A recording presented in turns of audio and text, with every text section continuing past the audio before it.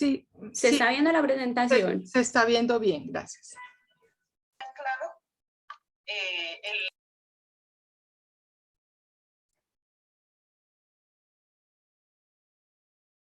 Hola. Sí, te escuchamos y se está viendo la presentación. Gracias. Gracias. Bueno, entonces yo les voy a hablar un poquito acerca de la disminución global de emisiones de CO2 mediante el uso de combustibles alternativos, y digamos que esta es una de las estrategias a las que le estamos apuntando como compañía desde hace ya varios años para contribuir precisamente a este tema de disminución global de gases de efecto invernadero como es el CO2. Inicialmente les voy a hablar un poquito de quién es Argos, dónde operamos. Como Argos tenemos operación en más de 16 países y territorios. Contamos con 13 plantas de cemento y 265 plantas de concreto, solo por mencionar pues algunos de las operaciones que tenemos, aparte de solo moliendas, Sí. centros No, todavía de... está vigente. Y dentro de esas 13 Yo le he plantas, dicho a ellos que todas las muestras que quieran, contarles no hay que... problema. perdón, por favor, cerrar micrófonos. Todavía está vigente, José. Rodrigo. Dale, qué pena. Tranquila. Contarles que dentro de esas 13 plantas, pues 7 de ellas las tenemos aquí en la regional Colombia. Argos es una cementera que tiene operación en 3 regionales. Tenemos operación en la regional Estados Unidos, en la regional Caribe y Centroamérica, y la tercera regional pues es la regional Colombia, con más de 3.700 colaboradores aquí en Colombia. También contarles cómo funciona el horno de cemento, perdón. El horno para nosotros producir lo que llevamos al mercado, que es un cemento o un concreto como tal, tenemos primero la explotación de una materia prima. Dentro de esa materia prima, nuestra principal materia prima es la caliza. Esa caliza básicamente es un carbonato de calcio que nosotros sometemos a calentamiento para obtener lo que es el carbonato de calcio y generar pues tenemos una emisión asociada a este proceso de calentamiento de liberación de CO2, que básicamente digamos que corresponde al 60% de las emisiones que nosotros tenemos en nuestro proceso de fabricación de cemento, se atribuyen a esa descarbonatación de la caliza, ¿cierto? Para obtener lo que nosotros requerimos, que es ese óxido de calcio, y empezar a hacer una combinación con otros óxidos como es el óxido de sílice, el óxido de aluminio y el óxido de hierro, para generar lo que nosotros conocemos en el cemento como la alita y la velita, que son fases que requerimos para luego poderle dar resistencia al producto que pues comercialmente se conoce como el cemento, ¿cierto? O el concreto. Digamos que es importante esta explicación como del funcionamiento de nuestro horno. En el horno de cemento nosotros alcanzamos temperaturas en la llama hasta de 2200 grados centígrados. Tenemos altos tiempos de residencia tanto de los gases como de los materiales. Cuando hablamos de los gases estamos hablando que podemos tener tiempos de residencia entre 4 a 10 segundos, y el material puede permanecer en el horno más de 20 minutos. Digamos que también tenemos una diferencia muy importante con otros procesos, como es, por ejemplo, la incineración, un proceso con el que nos comparan mucho.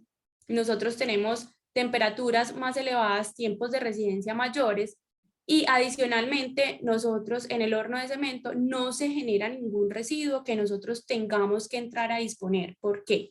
Todo lo que entra al horno de cemento, incluso los combustibles, tradicionalmente pues se ha venido trabajando con carbón, que debido pues a su disponibilidad pues aquí en Colombia también, utilizamos también gas natural, pero hace algunos años venimos empezando a migrar y a tratar de sustituir parcialmente esos combustibles fósiles como es el carbón por combustibles alternativos derivados de residuos, tales como las llantas, biomasas, plástico, ¿cierto? Ahorita voy a entrar un poquito más en detalle como cuáles son esas corrientes que hemos venido introduciendo a nuestros hornos para aprovechar ese componente energético que tienen, y adicionalmente pues estos entran a formar parte como tal del clinker, que es el producto que nosotros obtenemos directamente del horno y que luego entra a formar parte, pues es el principal componente activo pues del cemento, ¿cierto?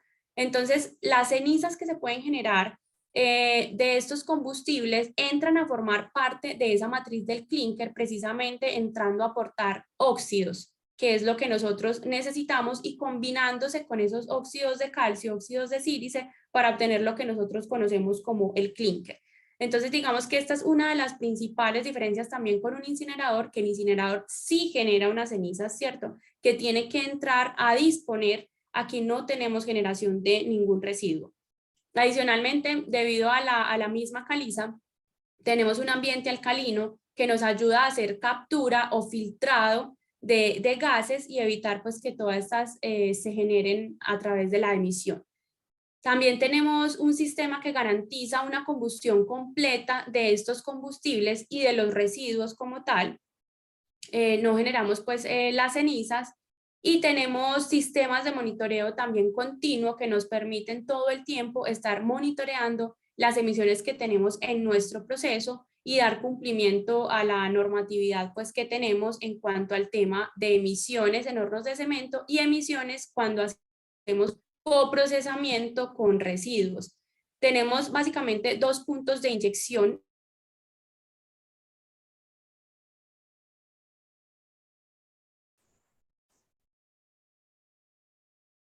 en este proceso principal, que lo vemos, normalmente hacemos alimentaciones a través del calcinador, pues nos permiten, digámoslo, como entrar mayor corriente, digamos es más flexible poder alimentar materiales en este punto, que nos permiten alimentar materiales como llanta, ¿cierto? Como plásticos, biomasas, y no afectar la calidad de nuestro producto. Digamos que este tema de coprocesamiento no es un tema nuevo en Argos. Esto es un tema que viene hace varias décadas ya desarrollándose y empezó en Europa, donde tenemos plantas y países como Austria que ya tienen 81% de sustitución de sus combustibles fósiles por combustibles alternativos, ¿cierto? Y esto se ha logrado, digamos, haciendo un desarrollo de toda la cadena de producción y haciendo, digamos, como enlaces también con estos generadores de residuos para que estos materiales puedan entrar a ser aprovechados en la industria del cemento, que son sistemas que ya están instalados, que requieren unas inversiones, pero sobre todo para los sistemas de dosificación, pero que ya el horno, la torre y las plantas como tal son inversiones que ya están y que no tenemos generación de un nuevo residuo.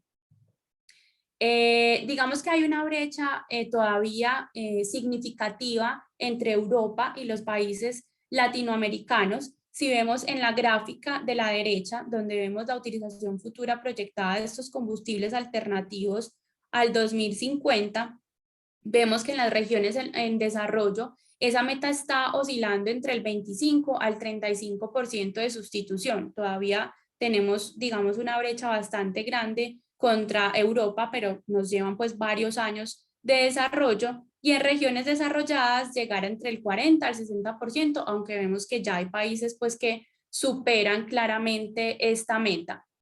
Digamos que en Latinoamérica hay países que ya tienen coprocesamiento, entre ellos pues están Argentina, Brasil, Chile, Costa Rica. En Colombia también tenemos coprocesamiento, y nosotros en Argos tenemos coprocesamiento actualmente en 2 de nuestras plantas, que es Río Claro, una planta ubicada aquí en Antioquia, y en nuestra planta de Cartagena, que es la más grande, pues el horno más grande que tenemos aquí en Colombia de producción de cemento. Y vamos desde un 7% hasta países que tienen un 18% de sustitución. Y digamos que esta brecha obedece sobre todo a temas de normativa, que tenemos obviamente diferencias en la normativa como están planteados tanto en Europa como en Latinoamérica, y es normalmente en nuestros países aún se favorece, digamos, como esa disposición de residuos en relleno sanitario, que hace difícil que cierre y que podamos hacer de manera sostenible unas prácticas de valorización o aprovechamiento en la industria de residuos, ¿cierto? Todavía se está trabajando en eso. Hoy hay materiales que ya logran llegar, pero todavía digamos que tenemos un reto importante para poder llegar a estas metas pues que se han propuesto, a estas proyecciones que se están haciendo de llegar a ese 25-35% de sustitución. Otra de las barreras que tenemos es el tema de tecnología y de desarrollos como tal, por ejemplo, en los rellenos donde se puede hacer un aprovechamiento de estos materiales.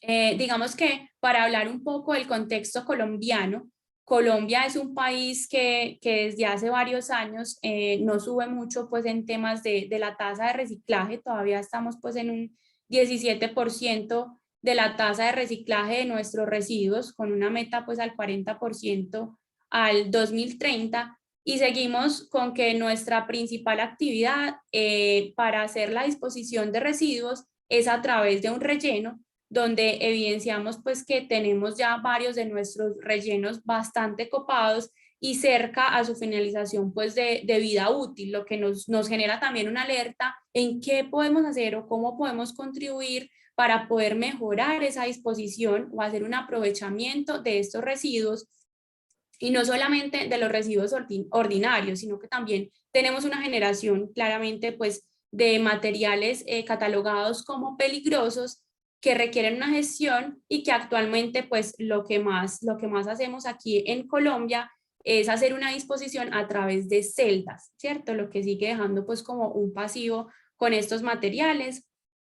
Digamos que más o menos el 47% de esos residuos se generan en estas ciudades que están en la gráfica de la izquierda, donde se menciona Bogotá, Medellín, se menciona Barranquilla, Cartagena, y lo traigo a colación porque precisamente dos de nuestras principales plantas están ubicadas, una en Medellín y otra en Cartagena, donde podemos entrar pues a hacer alianzas y a dar solución adecuada pues a la disposición de estos residuos y a hacer una sustitución parcial de combustibles fósiles por alternativos y entrar a contribuir pues de manera significativa en esa disminución de gases de efecto invernadero como es el CO2 en nuestra industria.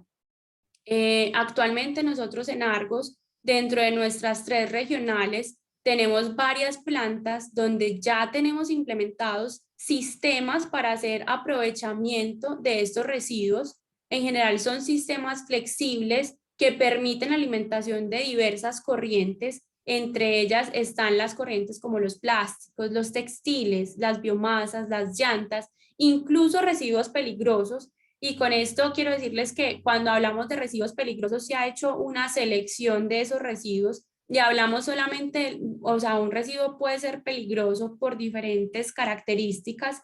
Nosotros la característica que buscamos es que sea inflamable, que precisamente es la misma característica que tiene un combustible fósil, porque necesitamos que efectivamente genere combustión para poder liberar esa energía al interior de nuestro proceso, y tenemos plantas como Cartagena, Río Claro, habilitadas para hacer coprocesamiento aquí en Colombia. En Estados Unidos, las plantas que tenemos todas están habilitadas para hacer coprocesamiento, que son Planta Roberta, Planta Newberry, Harleyville y Martinsburg, y también tenemos operación en Honduras, en nuestra planta Comayagua, donde también hacemos coprocesamiento de residuos con diferentes corrientes. En todas estas plantas tenemos todos los permisos y las licencias que nos exigen en cada una de las regiones para operar con este tipo de materiales, y hacemos un monitoreo también de nuestras emisiones para poder dar cumplimiento pues a la normatividad. Y la expectativa precisamente en Planta Cartagena para este año es consumir más de un 60% de lo que genera esta ciudad pues en un mes aproximadamente. Dentro de las corrientes que hemos ido desarrollando para poder consumir como combustible alternativo, voy a hablarles de 4 corrientes. Una de ellas es el TDF, que es combustible derivado de llantas, que fue con una de las primeras corrientes que comenzamos aquí en Colombia en Planta Río Claro. Y digamos que una de sus principales características es que tiene un alto poder calorífico, que podemos entrar a hacer sustitución parcial de ese combustible fósil como es el carbón. Cada una de estas corrientes claramente pues tiene unos retos para poder ser llevadas a nuestras plantas. Una de ellas es su distribución geográfica amplia a lo largo de todo el territorio nacional, que a veces hace difícil concentrar estas corrientes en una sola planta, ¿cierto? Y encarece un poco pues también todo el tema de fletes y poderlo llevar hasta nuestras instalaciones para ser aprovechado. Pero hoy digamos que este tipo de corrientes llega a nuestras dos plantas que son Cartagena y Río Claro. Otra de las corrientes que se ha desarrollado es la biomasa, que si bien Colombia es un territorio pues donde tenemos amplia generación de residuos de biomasa, no todos son aptos para utilizar dentro de la industria del cemento. Digamos que en temas de biomasa es difícil hacer un control como tal de este residuo en su fuente de generación. Nosotros no podemos controlar temas en la fuente como son, por ejemplo, la humedad. Y para nuestro proceso es muy importante no tener mucha cantidad de agua. ¿Por qué? Porque digamos que cada porcentaje de agua que nosotros llevemos a través de los residuos es humedad que nosotros tenemos que entrar a secar y suplir esa energía con otro combustible para poder liberar esa humedad y poder hacer aprovechamiento realmente de ese contenido energético que tiene el residuo como tal. Entonces, digamos que el agua es algo no deseado pues para nuestro proceso. Entendemos que por ser residuos, algunos pues pueden traer algo de humedad y por eso digamos que la biomasa, a pesar de tener como país gran volumen de biomasa, no todas han sido pues aptas para poderlas aprovechar, sobre todo porque también empieza a encarecer mucho los fletes para transportarlo hacia nuestras instalaciones. Digamos que en esta fracción es un combustible que puede ser de bajo costo, pero su poder calorífico, digamos que puede oscilar entre 3.000 a 4.000 kilocalorías por kilogramo. Es un poder calorífico que claramente pues está por debajo del combustible fósil, como es un carbón o un gas natural, y se hace complejo pues su transporte por temas de humedad y también su baja densidad. Aún así, pues hoy casi el 50% de lo que nos llega de suministro a plantas como Cartagena está compuesto por biomasa. Otra de las corrientes en las que hemos trabajado es combustible a partir de residuos peligrosos, como les mencionaba, buscando que la característica que tengamos sea que sean inflamables. En estos materiales el poder calorífico es digamos que el rango es muy variable, puede ser desde 1.000 kilocalorías hasta 9.000 kilocalorías, que es lo que encontramos en residuos derivados de la industria de hidrocarburos.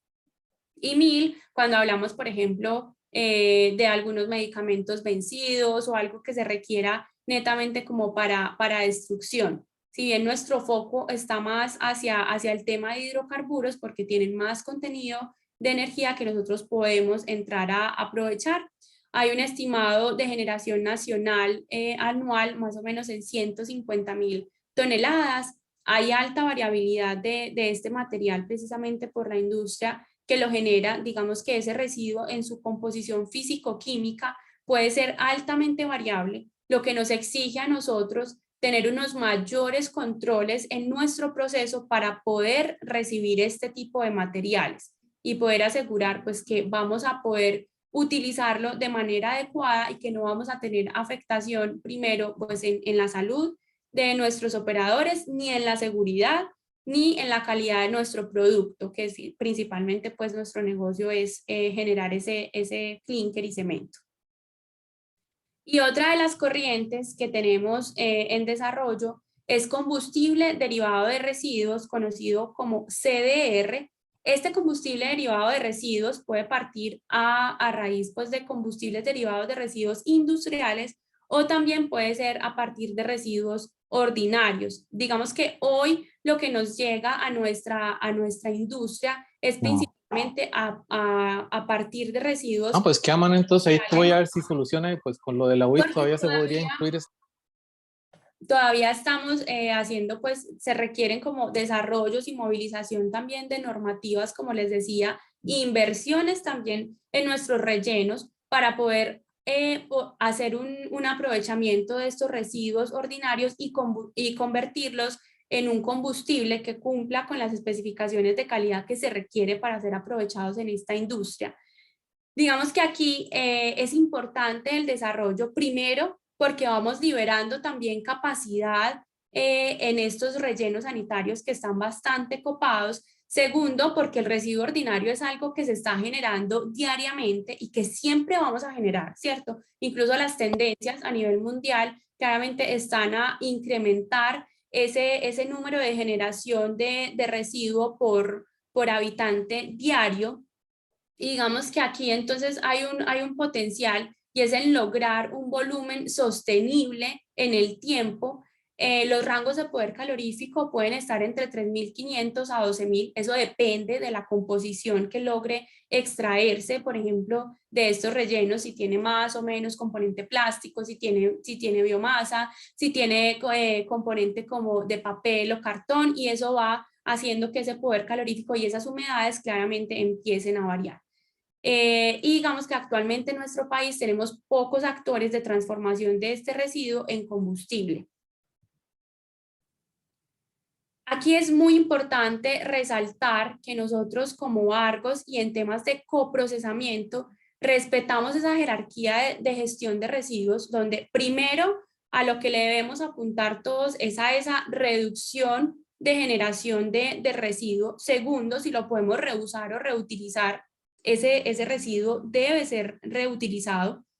Tercero, si hay opción de llevarlo o introducirlo a las cadenas de reciclaje, ese es claramente una práctica preferencial que está por encima de temas como el coprocesamiento en nuestra industria. Y luego, si hay plásticos, papeles que no pueden entrar a estas cadenas de reciclaje, entonces pueden ser llevados a aprovechamiento a través de coprocesamiento y hacer una valorización energética de ese residuo como tal.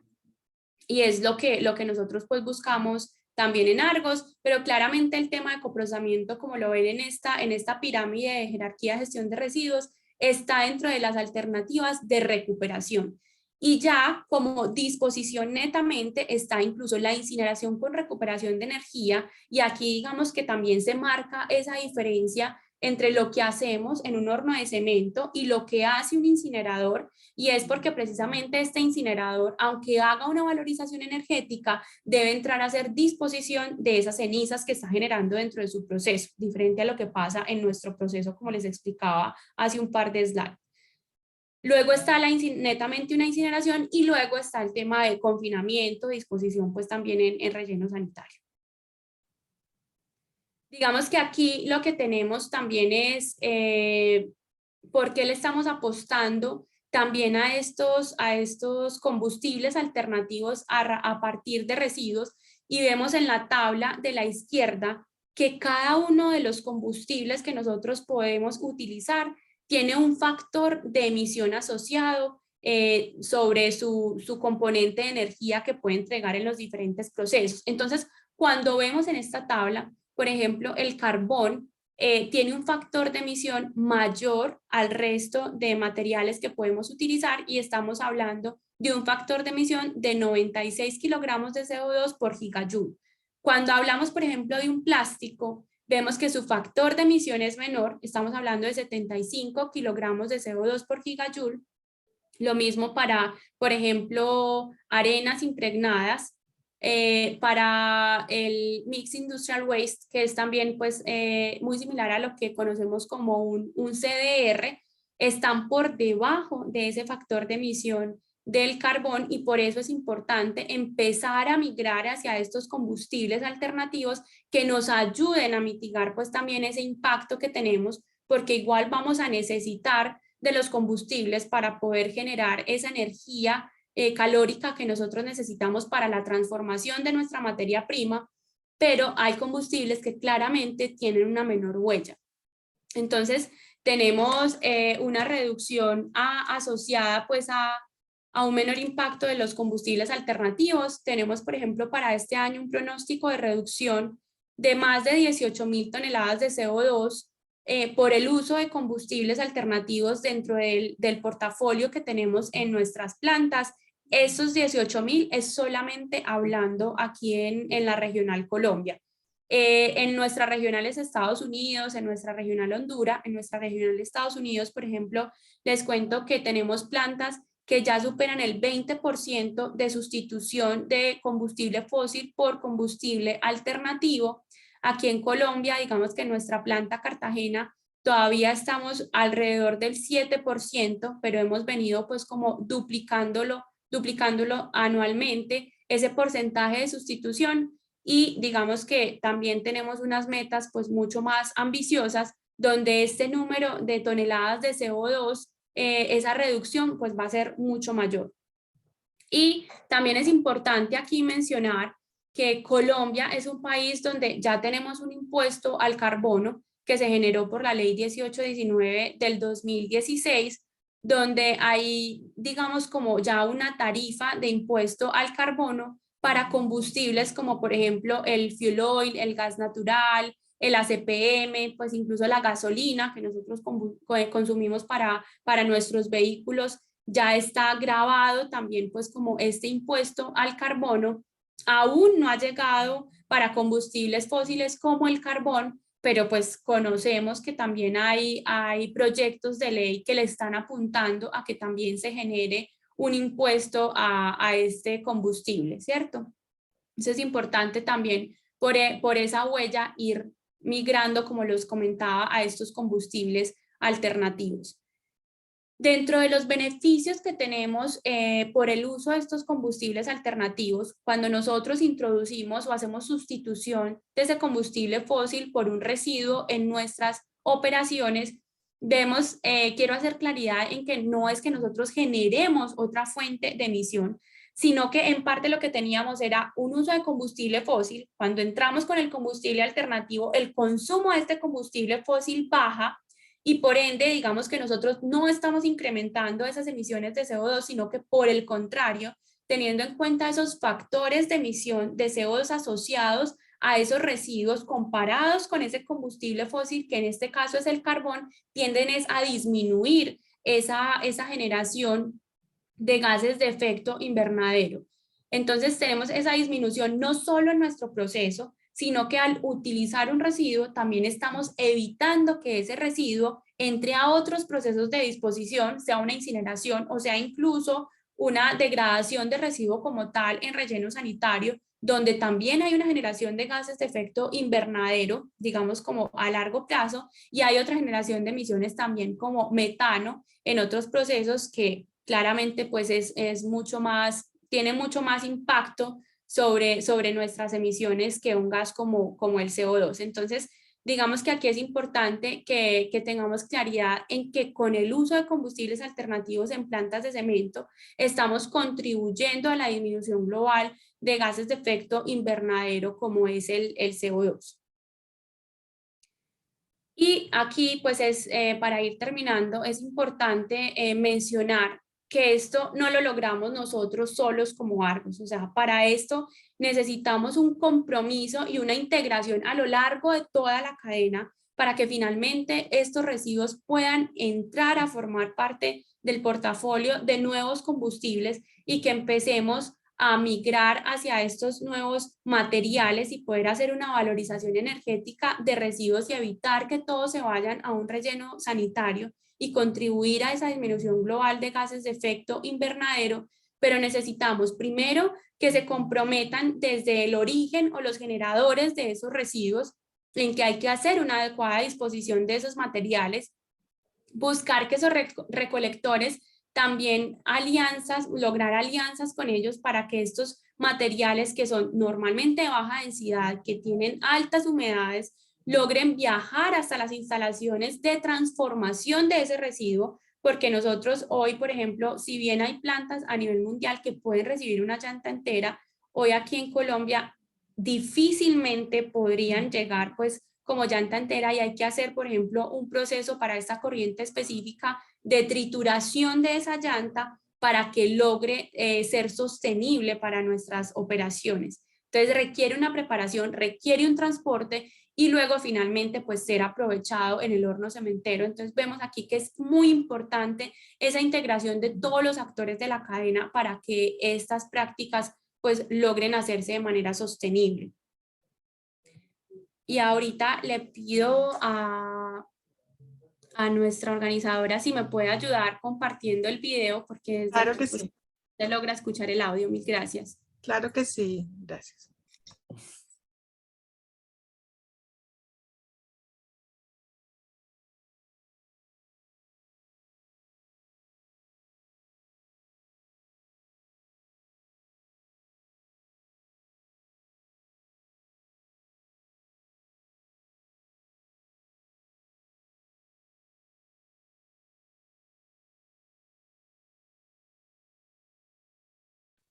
Ahí no se está escuchando el audio. No sé si los demás lo logran escuchar, pero yo no lo escucho. No, No sé si tampoco. los demás lo no logran se escuchar, escucha. pero yo no lo escucho.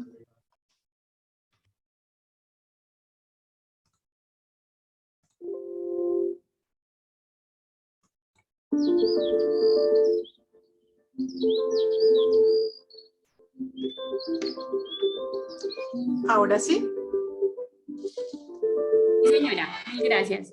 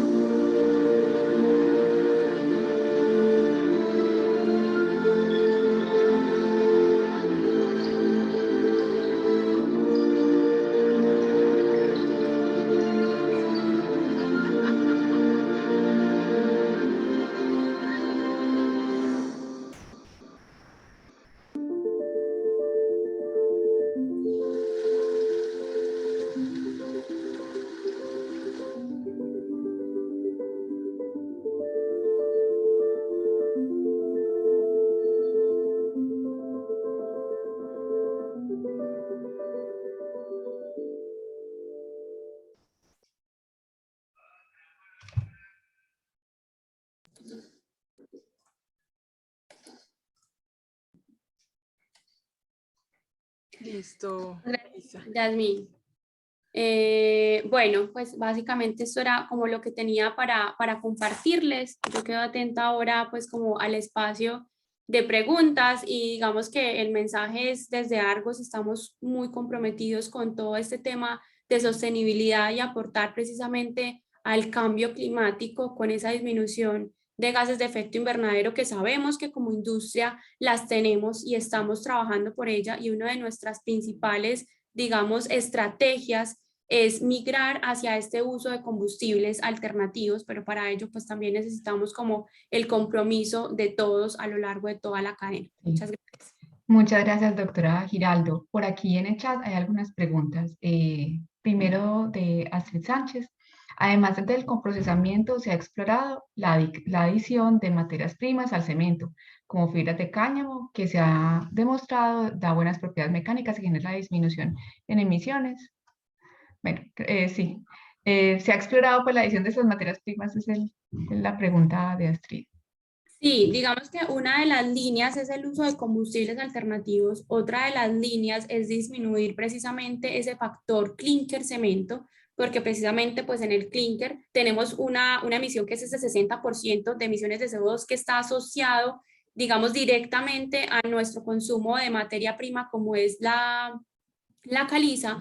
Y actualmente nosotros, por ejemplo, en Planta Río Claro, tenemos hoy un horno de producción de arcillas que permite disminuir precisamente ese factor clinker cemento y nos permite por ende también contribuir a esa disminución de gases de efecto invernadero, pues como es el CO2 por material cementante. Entonces ya hoy lo tenemos implementado incluso en una de nuestras plantas que es Río Claro, con la producción de arcillas, arcillas activadas y ya lo hacemos pues sustitución parcial también en cemento. Vale, muchas gracias. Deme un segundo que estoy... hay otra pregunta de Diana Patricia López. que dice, aparte del poder calorífico y el precio, ¿qué otra característica buscan en los materiales de coprocesamiento? Por ejemplo, algunos pueden contribuir al incremento de emisiones con SOX y NOx. Sí.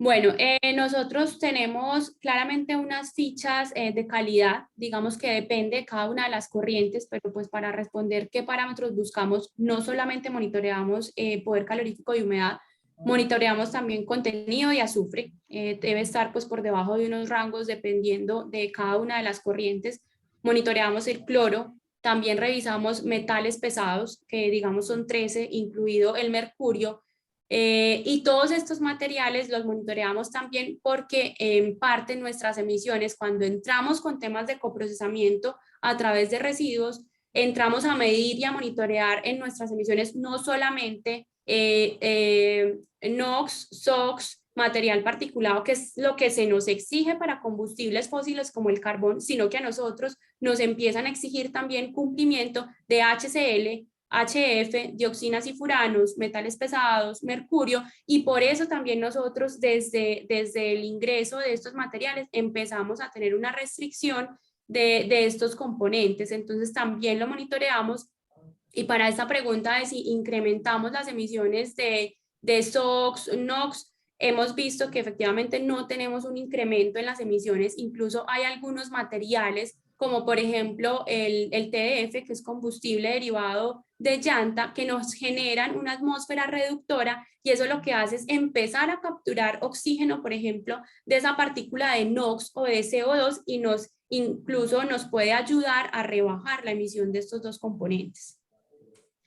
Muchas gracias. Aquí hay otro comentario que es de Astrid. Mil gracias por la explicación en un lenguaje sencillo y a los aportes pues, de Argos. Muchas gracias, doctora Giraldo. Doy la palabra a Diana. Bueno, muchas gracias, Melissa. A continuación, nuestro siguiente conferencista, el doctor Yesido Ojeda. Él es asesor de la Dirección de Generación de Conocimiento del Ministerio de Ciencia, Tecnología e Innovación. Jessy,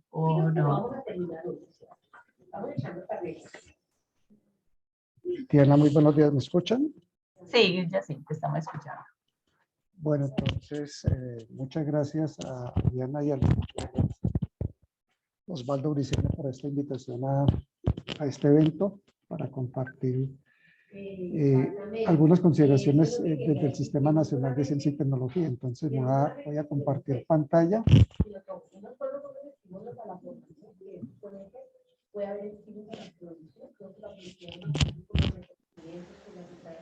Me comentan si están viendo. Estamos bien. Bueno, no sé si aquí tiene el micrófono abierto o está ya. Estamos como antes hablando.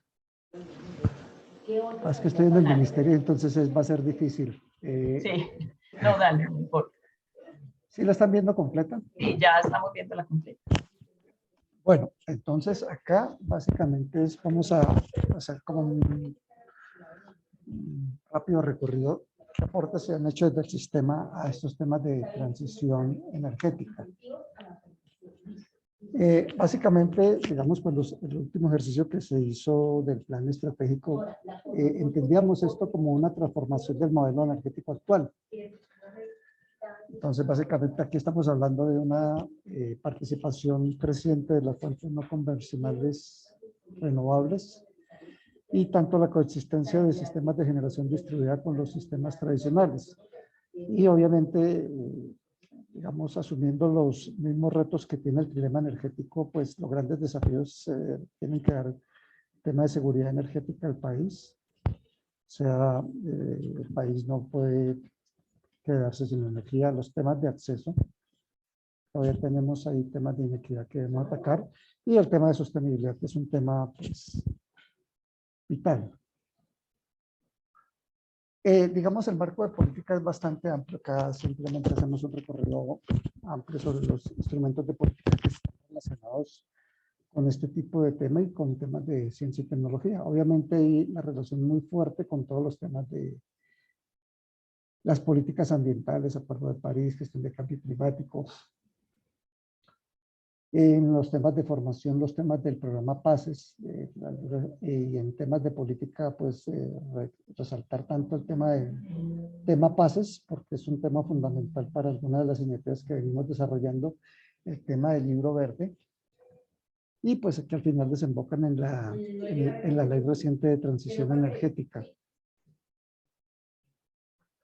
Un tema bastante rápido, digamos, esto es como solo a manera de ilustración y básicamente es para destacar un tema que es crítico y es el tema de las capacidades. Obviamente, en el tema no hay tantos grupos de investigación que se declaren como de investigación en el sector energético y minero. Pero digamos son temas que son grupos de buena calificación. Cerca del 50% están en niveles altos de producción. Eso quiere decir, a pesar de que es una comunidad pequeña, tiene un nivel de madurez importante. Obviamente hay temas que cuando entra uno a mirar los temas de distribución regional, pues va a haber cosas preocupantes, que la concentración de capacidades en ciertas zonas del país es un tema que toca entrar digamos, atacar fuertemente, y esto es un tema cuando se mira con el tema de regionalización, es un tema que toca entrar a disminuir este tipo de inequidades. En niveles de formación, pues hay un nivel de formación bastante alto, o sea, a nivel de investigador senior asociado, quiere decir que es una comunidad que de alguna forma tiene un nivel de madurez que es bastante, digamos, interesante.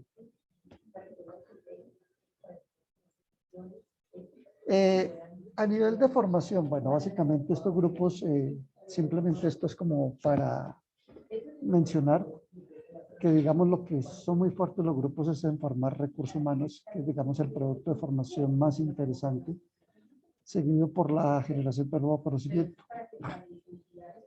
Las actividades de desarrollo tecnológico e innovación siguen siendo muy bajas, pero si lo miran comparado contra el total nacional, quiere decir que estos grupos en promedio producen mucho más, o sea, están mucho más cerca de producir soluciones que son aplicables al mercado, y esto también pues es necesario destacar.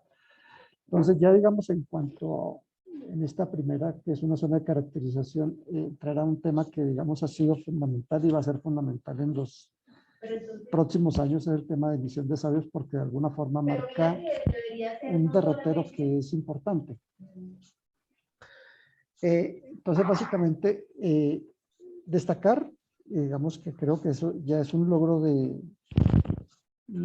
digamos, de las trayectorias pasadas, de todos los instrumentos que se hizo en el pasado. Inicialmente que este foco fuera reconocido como uno de los 8 focos a trabajar en la política. Entonces, digamos, ese es un gran primer logro. Entonces, obviamente acá, digamos que el gran reto es cómo toda esta investigación básica se va a ver reflejado en aplicaciones en el sector industrial, y sobre todo en un tema que el país no ha sido muy fuerte, es que es la creación de nuevas empresas que tengan una vocación exportadora. Por eso, de alguna forma, los retos que plantea Misión de Sabios es cómo poder generar empresas que puedan apoyar esos procesos de transición energética. Básicamente, cuando hay, digamos, ante la evidencia de que vamos a sufrir un cambio en el paradigma del sistema energético nacional con una entrada fuerte de generación distribuida, obviamente todos los temas que tienen que ver con ese tipo de industrias, y básicamente todo el tema de electrónica para ese tipo de cosas es fundamental. Y el tema de biorefinerías, o sea, tenemos un potencial de biomasa bastante interesante. Acá está más creado, no tanto hacia las grandes empresas, sino poder crear empresas que tengan esa vocación exportadora y producir tanto vectores energéticos, pero también productos químicos de valor agregado derivados de esos residuos. Y obviamente también un tercer aspecto era apoyar la referencia de tecnologías para 5 ciudades inteligentes y sostenibles. Obviamente todo el tema de redes inteligentes y todos los cambios de patrones que se van a ver van a impulsar, digamos, como ese tipo de infraestructuras en el país, y esa como que debería ser la idea y el derrotero. Entonces, misión de sabio, bueno, yo creo que en esto pues ustedes conocen bastante, están bastante interesados.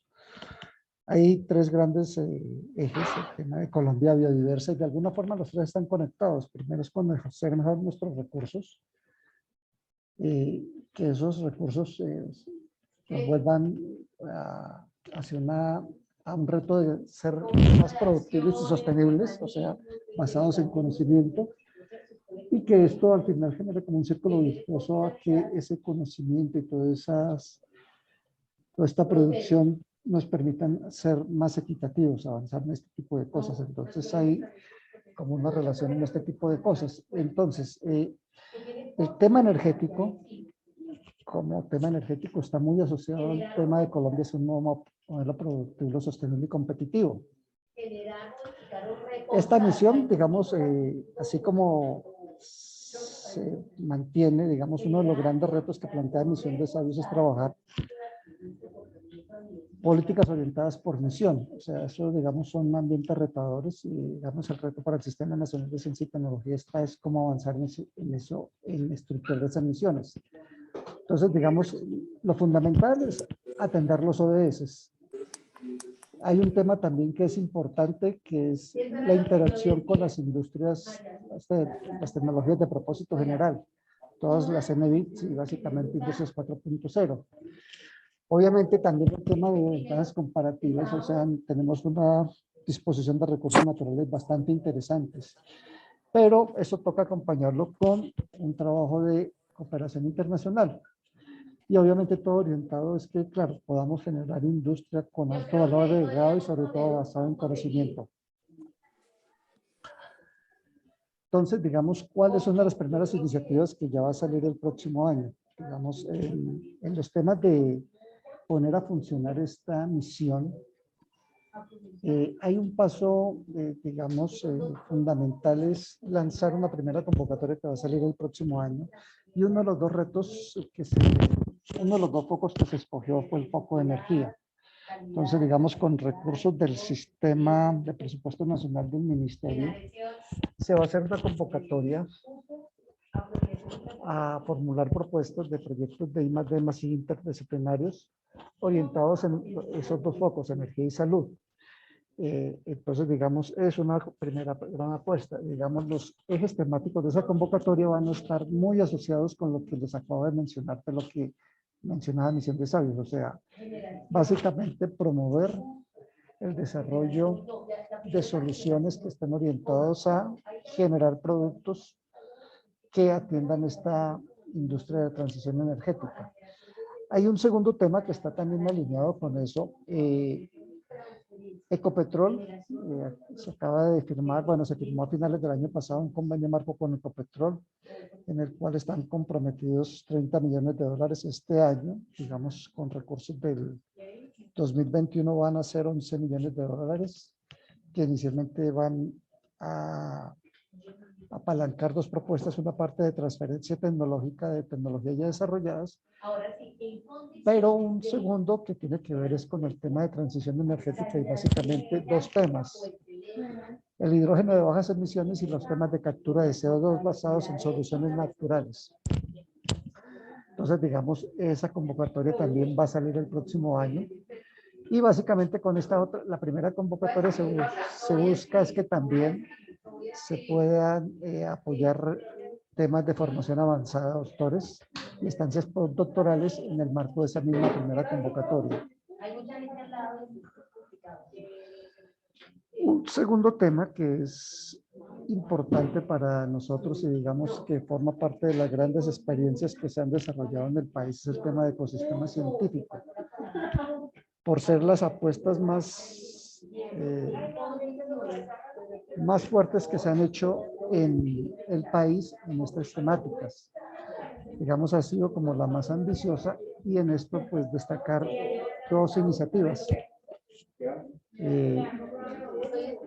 Esto al final supuso por parte de la nación una inversión de 160.000 millones de pesos y uno de los 8 focos,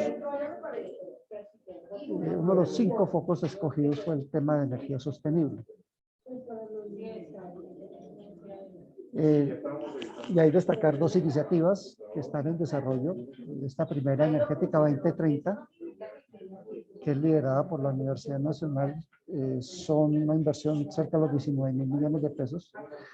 Ambos trabajaban bajo, ambas alianzas están muy orientadas al tema del ODS 7, de energía asequible y no contaminante. Entonces, los retos están orientados tanto al tema de diversificación de canasta energética y al uso más eficiente de la energía. Entonces, ustedes miran que trabajan temas de biomasa, almacenamiento de energía, tema de redes inteligentes, los sistemas de generación distribuida, todos los temas de moderación y también temas de aprovechamiento y uso final de energía. En esta, digamos, simplemente mostrar que hay un nivel muy importante de generación de productos y esto es bastante interesante y básicamente y en esta destacar la participación del grupo ISA, tanto ISA ETSEN como Internetsa, lo cual digamos es interesante porque quiere decir que las grandes empresas y sobre todo el tema de XM, que es el que maneja la gestión del sistema de energía eléctrica del país, esté vinculado en este tipo de temas, porque esto habla de un nivel de madurez y que ya hay algún tipo de nivel de confianza que se ha creado entre el sector académico y el sector empresarial, algo que no es sencillo de manejar. Y la segunda alianza es Seneca, que tiene una financiación a cerca de 18.000 millones, que empezó como 6 meses después, que son 15 proyectos, básicamente los mismos temas. Y básicamente está muy orientada por los temas de sector transporte y sector de uso final. Digamos, tiene una orientación muy fuerte. En esta destacar que hay un tema importante, es el tema de hidrógeno, ahí ya el tema de hidrógeno metidas en este tipo de temas, nuevas tecnologías, y básicamente como hay un compromiso en el país ahora con el lanzamiento de la ruta de hidrógeno como un nuevo vector para el sector. Básicamente los niveles de formación, los niveles de producción son bastante interesantes, o sea, digamos lo que hace interesante este tipo de alianzas es la gran cantidad de actores que forman parte en la parte de formación de recursos humanos y de producción, y sobre todo la conformación de estas alianzas, que es uno de los temas que Misión de Sabios destaca como estrategias fundamentales, tanto orientar el trabajo por misiones, pero también las alianzas sector productivo, Estado, sector estatal y obviamente también el tema de la sociedad. Al final quisiera mirar un poco de esto de las redes de conocimiento, porque esta fue una iniciativa vieja del 2011, pero digamos lo que es bueno destacar de estas dos es que estas dos redes, digamos, aún después de que terminó el financiamiento, siguen trabajando. Una en Combustion, que trabaja básicamente temas que son muy del interés y que han tenido mucha relación con estos seminarios y con los seminarios anteriores y con todos los congresos del carbón, y es obviamente cómo trabajar el fenómeno de combustión. O sea, esta parte por entender tanto el fenómeno de combustión desde el punto básico para escalar soluciones ya a nivel industrial. Y digamos, lo interesante acá es cuando uno mira, digamos, el perfil de producción, son perfiles de producción de nuevo conocimiento bastante interesantes en tanto en formación de recursos humanos, en los temas de infraestructura, pero sobre todo las interacciones que ya se dan con el sector productivo. Y obviamente con el sector institucional, digamos, es de destacar que ambas redes han tenido trabajos muy fuertes con la unidad de planeación energética, o sea que se cumple también a otro de los grandes productos que debe tener la ciencia y la tecnología, y es cómo poder influenciar o cómo poder brindar información que al final impacte en políticas públicas. Igual, esto no es un logro menor. Y la otra es la red de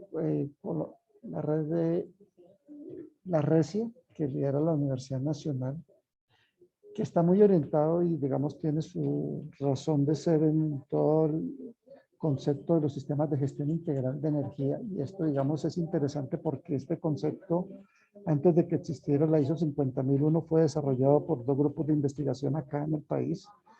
O sea que hay posibilidades de destacar este tipo de cosas. Igual que en las otras hay una vinculación muy fuerte con lo que es el sector productivo, o sea, digamos ya hay una orientación muy fuerte hacia el tema del sector industrial, un tema muy fuerte en capacidades en la formación de gestores energéticos y el trabajo con la UNE, que es importante. Y obviamente en esta, pues digamos también, además de la estrategia de formación, es también la estrategia de divulgación de los congresos internacionales SURE. Digamos, ambas están muy permeadas por la relación universidad-empresa-estado. Digamos, es fundamental ver que hay este tipo de cosas.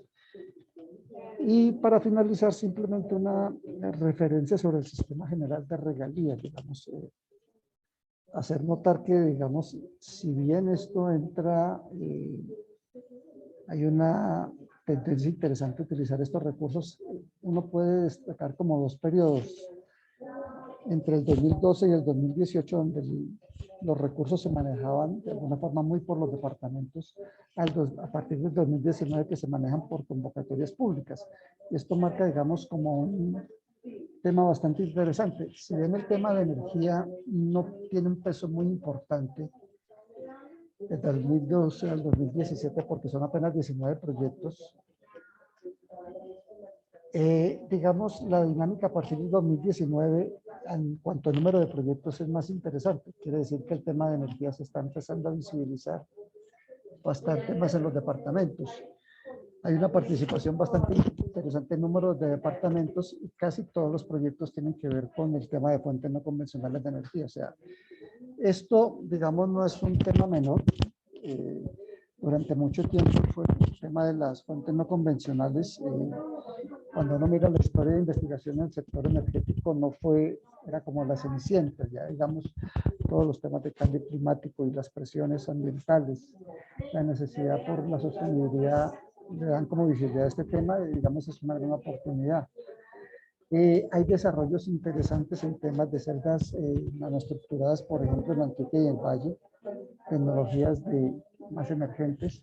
El tema de redes inteligentes se empieza a ver como interesante en varias zonas del país. Y digamos que entra el tema de San Andrés, que no había sido un tema bastante importante en cuanto al comportamiento en sistemas de gestión integral de energía. Con proyectos del Presupuesto General de la Nación, pues digamos destacar que con la Unidad de Planeación Energética se ha venido trabajando mucho tipo de convocatorias, o sea, digamos, hay una vinculación con el sector institucional que es bastante interesante, igual que ahora con el Ministerio de Minas, vía el convenio con Ecopetrol para darle impulso a la ruta de hidrógeno, que es, digamos, una de las apuestas grandes que va a haber en los próximos años. Entonces, ¿qué podríamos tener unas consideraciones al final? Digamos, hay un tema que es importante, que hay algún tipo de lineamientos a mediano y corto plazo. Misión de Sabios traza un camino, la hoja de ruta de hidrógeno traza otros caminos. Es una comunidad con buena capacidad de investigación, pero es limitada en cuanto a su número. Por eso es que en Misión de Sabios hay una de las estrategias que es fundamental, es avanzar hacia el centro de transición energética. O sea, básicamente un poco el recorrido que les hice, que primero se trabajó redes de conocimiento y después las alianzas, quiere decir que hasta la misma comunidad ha entendido este tipo de cosas. O sea, es algo interesante ver que acá el nivel de cohesión entre grupos es un tema bastante alto, algo que no es común en el país. Entonces, básicamente creo que hay unas trayectorias que toca consolidar, digamos, ese debe ser el esfuerzo del país. Obviamente el gran reto es las disparidades regionales. Hay temas, hay regiones que van a ser de gran importancia para el país, pero que no tienen capacidades, entonces ahí se pone el caso de La Guajira.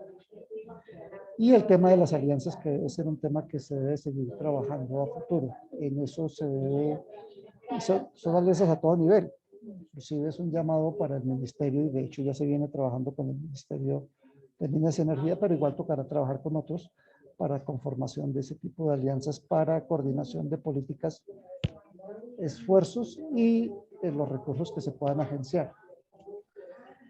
Digamos que eran como consideraciones generales, ¿hay alguna inquietud? Muchas gracias, doctor Ojeda. Por el momento en el chat no tenemos ninguna pregunta.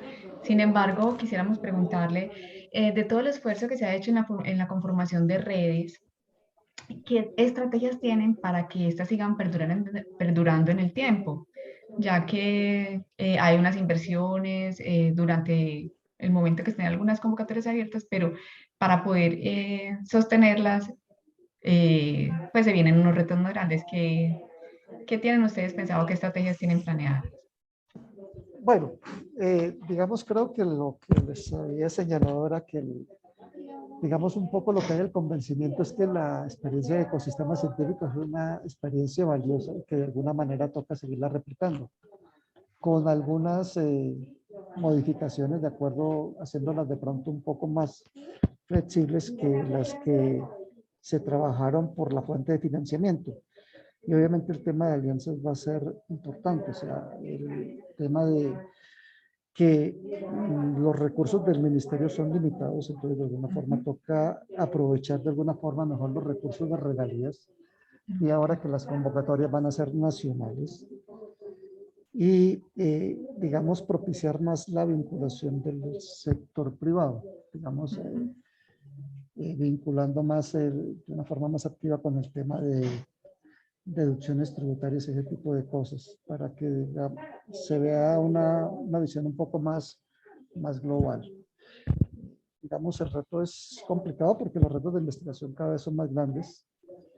El solo tema de que entrar con un nuevo tema de hidrógeno implica inversiones mucho más generosas, que por más de que se tenga un primer aliado con una inversión interesante, pues se van a requerir mucho más recursos, ¿no?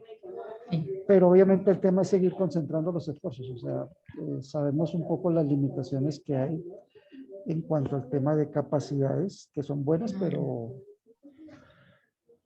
no han crecido bastante, han crecido, pero no van a crecer mucho más. Pero digamos, el tema de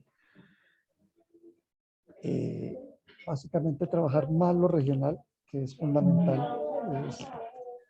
Hay regiones del país que son bastante inequitativas y es un reto bastante grande para el país. Muchas gracias, doctor. Le doy la palabra a la doctora Yasmín. Ella nos tiene también una pregunta. Gracias, Zula. Sí, doctor Yesid, mil gracias por la presentación. Muy interesante todos estos temas. Entendemos, digamos, la priorización que hay con la ruta del hidrógeno, pero de pronto quería preguntarles, ¿han contemplado una línea estratégica para el fortalecimiento del uso de la biomasa para superar problemas, por ejemplo, como los que veíamos ahorita con la doctora Melissa Giraldo sobre problemas de transporte por la densidad, por la humedad, entre otros, digamos, parámetros que podemos mejorar aquellos que estamos trabajando con esta biomasa? Sí, de hecho el tema de biomasa, si la ves ahí también aparece, el tema de las plantas modulares y sobre todo trabajando los temas de biorefinerías, que fue otro tema que mencionó de esos, o sea, esos recursos siempre se ven. Y de alguna forma también toca, digamos, creo que tal vez el recurso que más tenemos, ¿no? Es el más abundante que tenemos en el país, aún más que la solar o que la misma eólica, entonces creo que ese es un elemento crítico, ¿no? Así es. Digamos, acá el problema no es tanto o sea, frentes de trabajos hay demasiados, ¿no? Toca definir como esas estrategias de priorización cada vez más refinadas. Así es.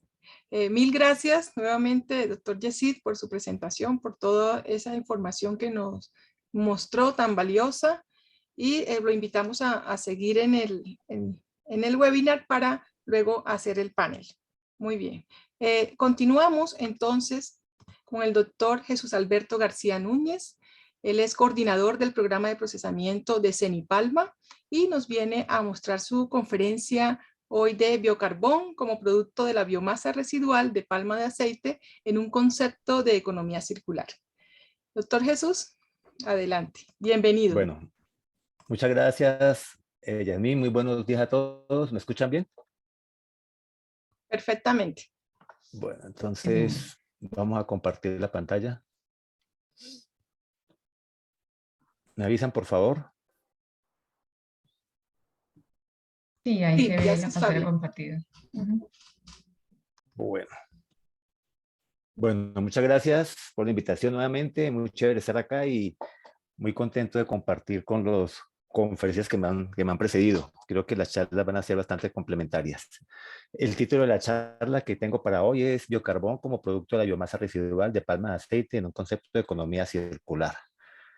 Mm, Básicamente, pues voy a empezar por comentar de dónde sale esa biomasa en las plantas de beneficio. Entonces tenemos los racimos que vienen del campo, hay un proceso de esterilización y ahí salen unos condensados que van para los efluentes, digamos, van a formar esa parte de la biomasa líquida. Del defrutado salen unos racimos vacíos que llamamos tuzas y es una de las fuentes principales de nuestra biomasa. Seguimos, hay una digestión de los frutos, un prensado y acá viene esa torta que está después del prensado y por una separación neumática tenemos la fibra que es casi que nuestro combustible per se para las plantas, pero sobra todavía para otros usos, como vamos a ver. La nuez, pues que contiene chontaduro, digamos, la parte que está dentro, cae, es parecido a la de la palma, cae, se tritura y ahí se separa donde la almendra conforma nuestro segundo producto, además del aceite, y el cuesco sería nuestra tercera biomasa sólida. Por la parte de la ruta del aceite, pues tenemos el aceite crudo y tenemos unos efluentes que conforman la parte líquida que también consideramos como biomasa líquida. Entonces, como ustedes pueden ver aquí, por cada tonelada de aceite de palma crudo se puede extraer o producir 1.9 toneladas de biomasa. Entonces, nosotros no somos plantas de beneficio de extracción de aceite de palma, sino de biomasa. Y este concepto es interesante porque la biomasa está concentrando en un punto. O sea, sacamos los productos, aceite y almendra, pero la biomasa queda concentrada, lo cual es una ganancia que tenemos como sector porque no hay que recoger la biomasa en muchas partes, sino que ya de hecho la tenemos concentrada. Entonces, unos cálculos ligeros, digamos que si para el 2020 tuvimos 1.550.000 toneladas de aceite de palma, produjimos en ese orden de ideas 2.9 millones de toneladas de biomasa residual generada, lo cual no es nada despreciable para lo que podamos hacer con ella. Entonces, esta es la forma de la biomasa, este es el cuesco. Para la primera conferencista, tengo entendido que también los de los cementos se los llevan en el cuesco, es un pellet natural muy bueno, con una humedad muy estable y unas características muy buenas. Entonces, es un material muy interesante. Tenemos la fibra, la que comenté de dónde sale. Como mencionaba, nuestro principal combustible. Tenemos la tusa, aquí ya está picadita, y es parte de que se usa en el campo. Ya vamos a mostrar en qué se usa cada una de estas. Y tenemos nuestros efluentes, que en ese contexto que estamos hablando de cambio climático y demás, pues sería para la generación de biogás. Obviamente se trata y consecuentemente produce biogás y metano. Entonces, ¿en qué estamos usando esa biomasa en estos momentos? ¿Alguien me puede decir cómo escondo esto? Bueno, tenemos la tusa, de manera general, el 63%, 64% va para campo. Es un buen acondicionador de suelo y sirve como prevenir ataque de plagas y demás. Una parte, 25%, se da para compost y el 11.4% tiene otros usos. El cuesco se usa generalmente para las calderas como parte del co-firing. Es de los pocos que tiene una venta casi que histórica, el cual pues es interesante por sus características. Algo se da para el campo, algo para adecuar de vías y para otros usos. La fibra como tal, como comentaba, el principal uso en las calderas, un poco se usa para compost, otro se va directamente al campo y otros pocos usos. Y la ceniza se usa dentro del compost, también para el campo, para arreglo de vías y algo de fertilizante. El uso que podamos darle a estas biomasas depende de las características de las mismas. Entonces ustedes pueden ver acá nuestras tres principales biomasas sólidas, el cuesco, el empty fruit bunch, que es la tusa, y la fibra. con diferentes características. Entonces, por ejemplo, hablando de parte energética, vemos que el cuesco, por su contenido de lignina, por su humedad, por su contenido de cenizas, sería como una fuente muy buena para la producción de energía o co-firing. La tusa y la fibra, como pueden ver, tienen más contenido de celulosa y hemicelulosa, por lo cual uno pensaría, bueno, aquí podemos producir azúcares, podemos producir otro tipo de combustibles, otro tipo de cosas. Tiene un contenido de nutrientes interesantes que de pronto no son muy buenas, sobre todo la de la tusa con esos contenidos altos de potasio para quemar, pero sí para otros usos. Entonces, en últimas, la cantidad de biomasa que use uno para fines específicos depende de las características de cada una de ellas. ¿Y qué hacemos con esa biomasa? Bueno, pues rutas hay cantidades como las que muchos de ustedes son familiarizados, en la ruta biológica, en la ruta físico-química, en la ruta térmica. Hay diferentes procesos para diferentes productos, como pueden apreciar en la diapositiva. Yo me puedo ir por una fermentación alcohólica, una digestión anaerobia, y puedo producir diferentes productos, alcoholes, azúcares, etcétera. O puedo tener un tratamiento físico y químico, básicamente secado, molienda, compactación, despulpado, y puedo tener celulosa, puedo tener peles, aditivos para plásticos, materiales aislantes, etcétera. Y en la parte térmica, pues también tenemos diferentes procesos como combustión, gasificación, pirólisis, licuefacción, y podemos tener productos como energía, carbón activado y especialmente el biocarbón, que es parte de esta charla. Entonces, como ven, en este contexto general, la pirólisis y la obtención del biocarbón es uno de los posibles alternativas que tenemos para usar nuestra biomasa. Y si nos vamos un poco más profundo en la parte térmica y en la parte de pirólisis, vemos pues que también hay otras rutas más específicas que podemos tener para obtener diferentes productos a través de diferentes procesos. Entonces, hemos estado trabajando en Cenipalma en cómo convertimos una planta de beneficio en una biorefinería, sabiendo que de entrada ya tenemos la biomasa concentrada, pero qué opciones nos pueden servir y qué metodologías hacemos para escoger por qué ruta nos vamos. Entonces, aquí quiero mostrar un trabajo que hemos hecho, que es como un árbol de decisiones de qué ruta tomar. Y creo que esto es interesante porque como alternativas son tantas y dependiendo de yo para dónde vaya, puedo escoger una u otra. Entonces empezamos con unos requerimientos específicos, recoger información tanto de la parte de la planta de beneficio como de las posibles alternativas y hacemos unos modelos de la planta de beneficio y unos modelos tecnológicos de las nuevas alternativas que han sido filtradas a través de la madurez tecnológica, el TRL de las tecnologías. Nos fijamos un número y los que estén por debajo de esa se descartan y la otra entra en ese loop que estamos mencionando. Con la planta de beneficio modelada y el nuevo concepto de la alternativa se juntan y se forma lo que llamamos un concepto de biorefinería. Se le hace un análisis técnico primero, si sirve, sigue el camino, si no se descarta, y si sigue el camino técnico, entonces llevamos un análisis ambiental, económico y social. Se miran los resultados y si se cumplen o no las expectativas y se puede uno devolver por qué ruta me puedo ir. Entonces, eso es como la ruta que nos hemos trazado de manera general.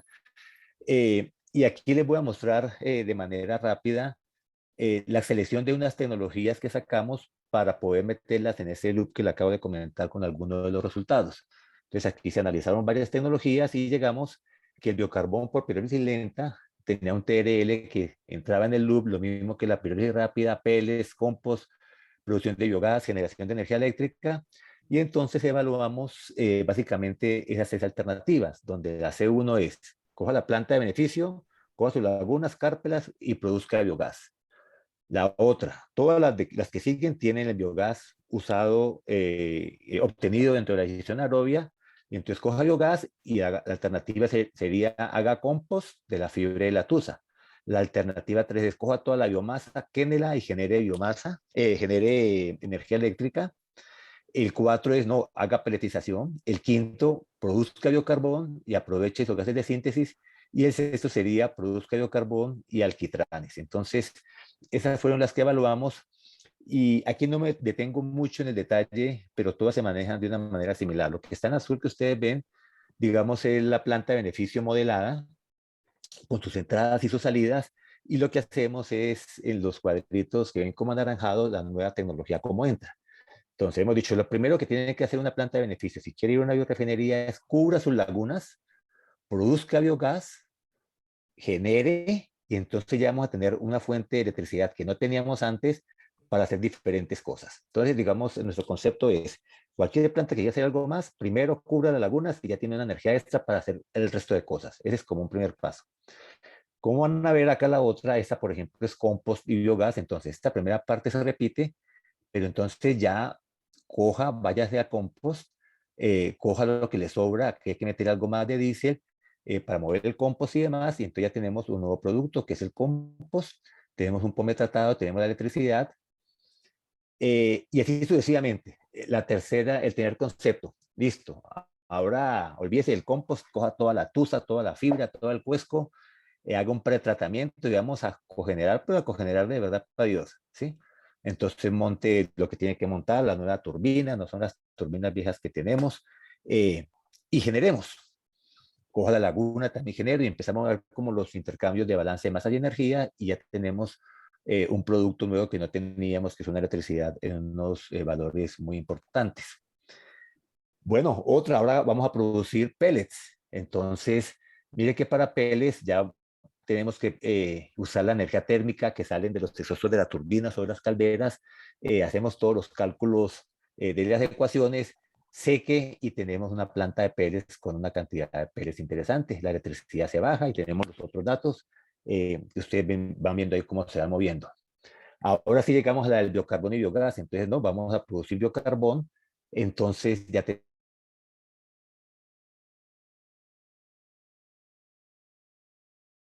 tenemos que tener un tratamiento, un secado. Aquí tenemos y producimos el biocarbón. También produzcamos biocarbón y biolíquidos para poder producir otros productos. Con esto tenemos entonces que estas opciones evaluadas, tenemos los productos que obtenemos. Entonces está la línea base, aquí está la producción de biocarbón, esto se me corrió, perdón, esta sería de compost, electricidad no tiene nada, biocarbón, esto es pellets, y esto es biocarbón y pellets a la misma vez, y biocarbón y biolíquidos.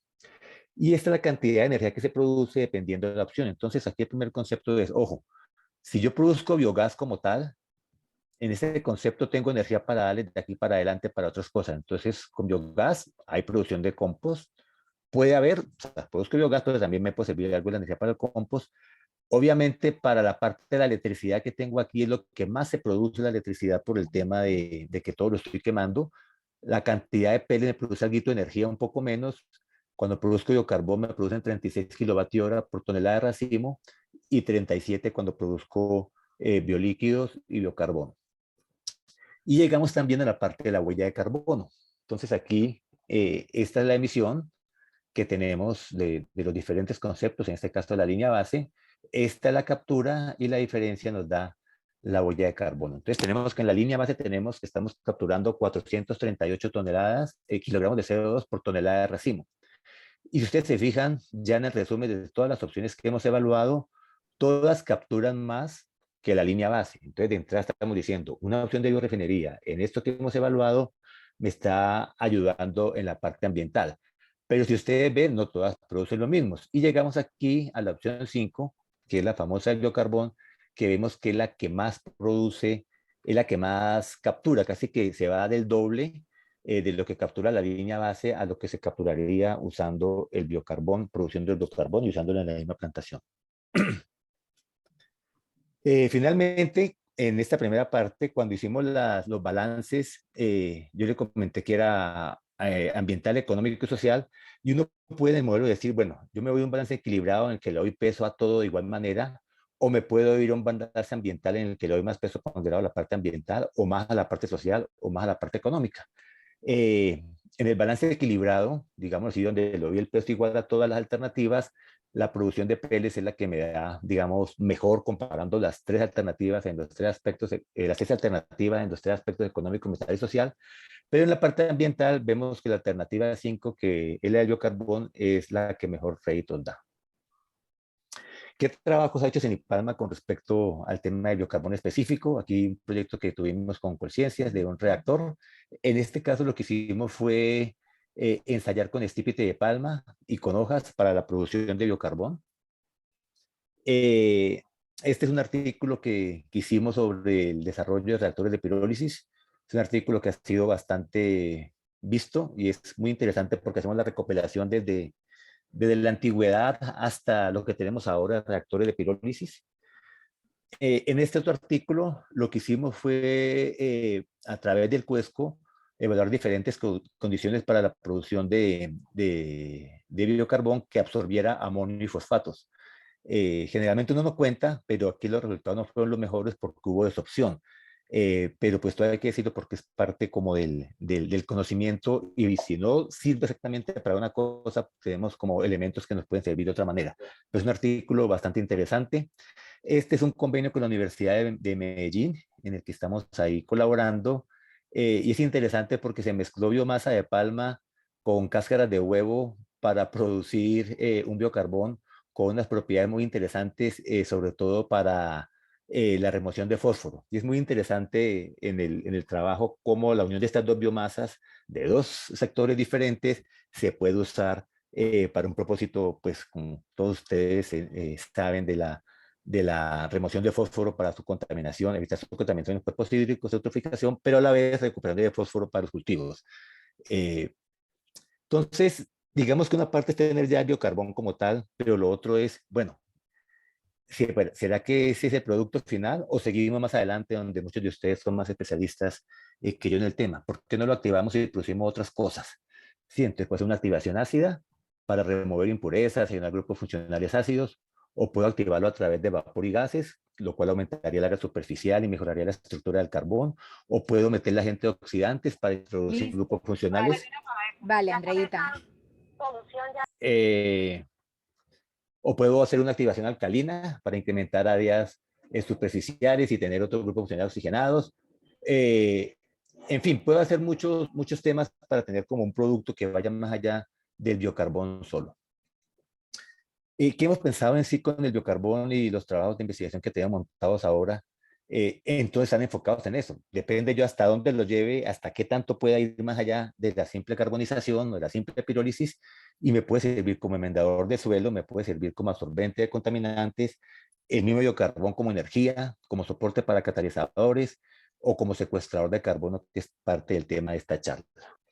Como enmendador del suelo, pues tenemos muchas referencias bibliográficas. A finales del año vamos a sacar un libro, un boletín muy grande con todos los usos del biocarbón de palma, a través de Diana y de los compañeros locales, de dar el link para que puedan accederlo. Es exclusivamente de palma, pero creo que hacemos una buena revisión en ese libro que vamos a sacar.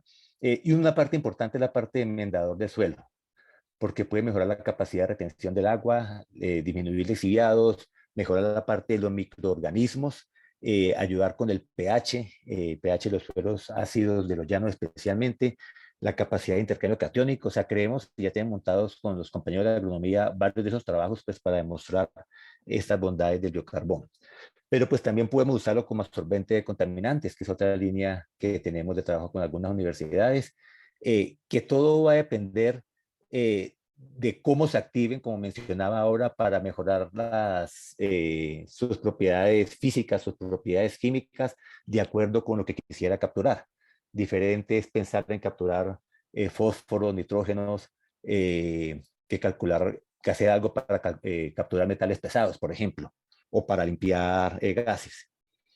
Pero también el biocarbón podríamos usarlo como bioenergía.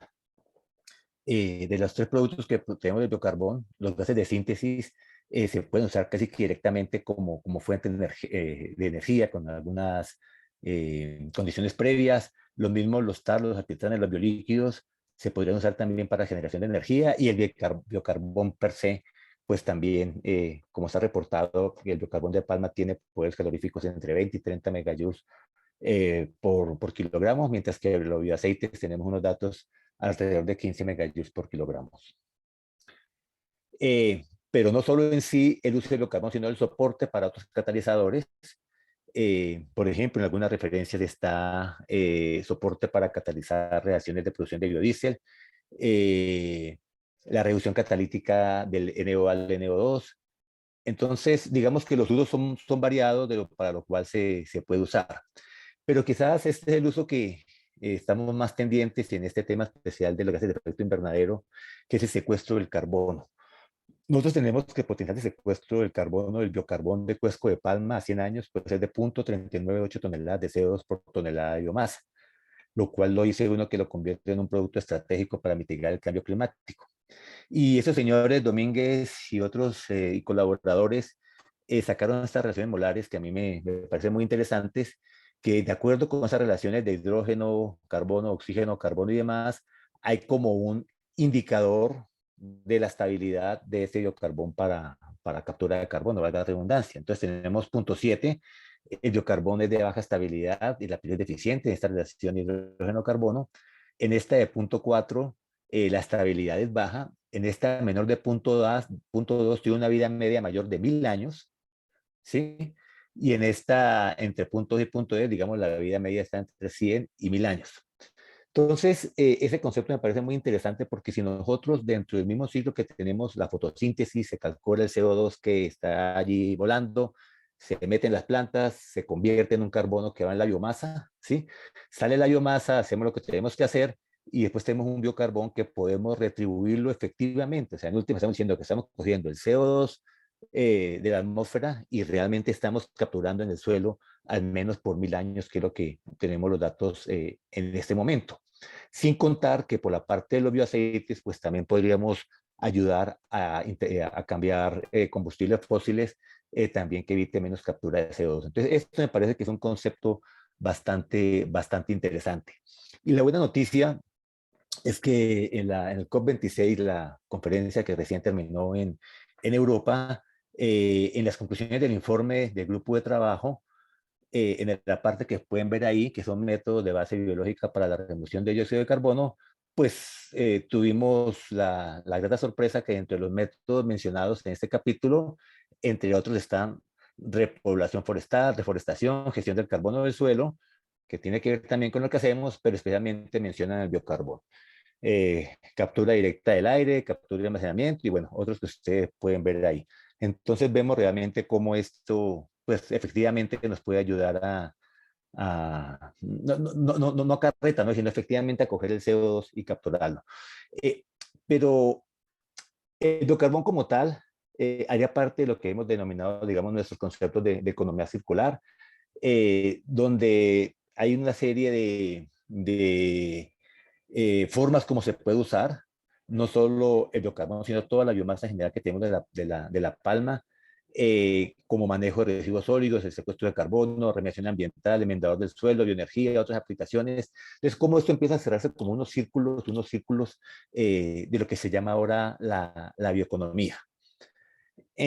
Pero no quiero terminar la charla sin mencionar, porque ha sido muy enfoque al biocarbón, pero hay un punto que quizás podamos impactar mucho más como sector palmero y tiene que ver con la reducción de lo que es el efecto invernadero por carpado de lagunas.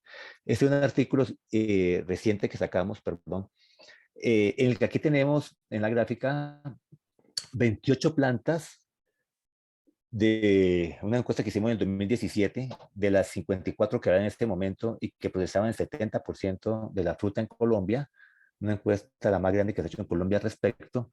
Tenemos las emisiones de esa medida en kilogramos de CO2 equivalente por tonelada de aceite, la otra gráfica estaban por tonelada de racimo, y tenemos la captura del carbon stock de la palma, que es la línea verde que ven abajo, y tenemos las emisiones. Entonces, solo para que tengan en cuenta, la emisión morada sería el cambio del uso del suelo, la amarilla es por fertilización, acá hay unos poquitos, y la azul que ven acá tiene que ver con el POME, con los efluentes, con el metano liberado durante la digestión anaerobia. Tenemos que tratar las aguas residuales porque si no contaminamos el agua, y en esa descontaminación de las aguas no hay otra manera que generar metano porque toca hacer digestión aerobia por la cantidad de materia orgánica que tienen nuestras aguas.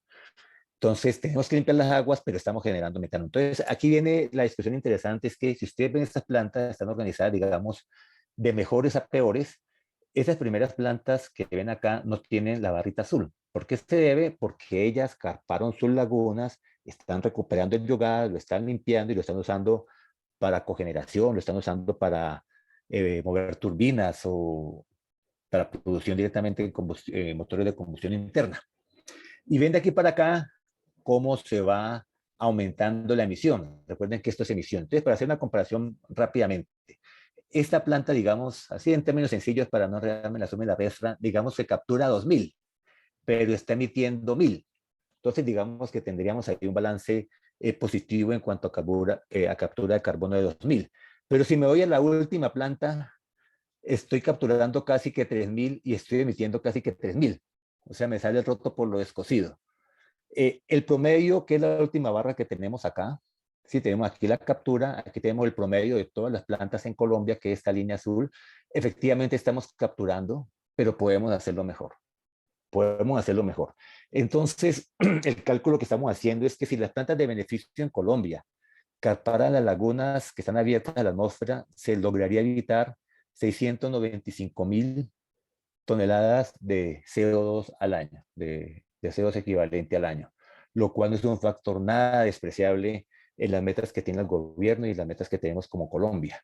Pero eso implicaría, obviamente, hacer un trabajo, porque no solamente es un costo-beneficio, porque muchas plantas no lo hacen porque no es económicamente viable o porque tiene otras dificultades. Entonces, aquí es parte de pronto en estos datos que estamos mostrando de cómo con el gobierno, cómo se pueden hacer como estas uniones, porque tenemos una captura real, cuantificada, mostrada, para cumplir nuestras metas ambientales que nos hemos comprometido como país, pero que necesitamos como el ayuda como de todos los escenarios, de todos los entes, las mismas universidades, para lograr que esto sea una realidad.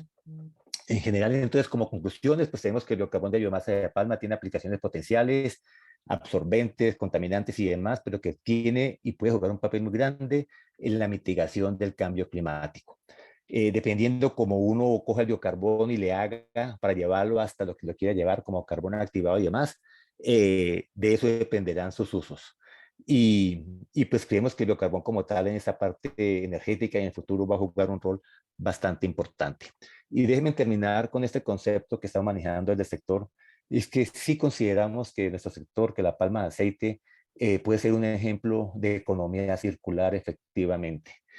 Cómo a través de la planta de beneficio, a través de sus biomasas, podemos incursionar en otras industrias como la generación de energía eléctrica, podemos retornar, como hemos mencionado, ese CO2 convertido en otro tipo de carbón al campo, cómo a través de los efluentes y el compostaje podemos retornar también al suelo, cómo podemos generar a través de energía y fertirriego y generar energía eléctrica, pero no solo por la parte de los subproductos, sino también por la parte de los productos. El mismo aceite de palma como uso en biodiesel, en reemplazo de combustibles fósiles, o el aceite de palmiste, la torta de palmiste para alimentos para animales, el mismo aceite llevado a oleoquímica.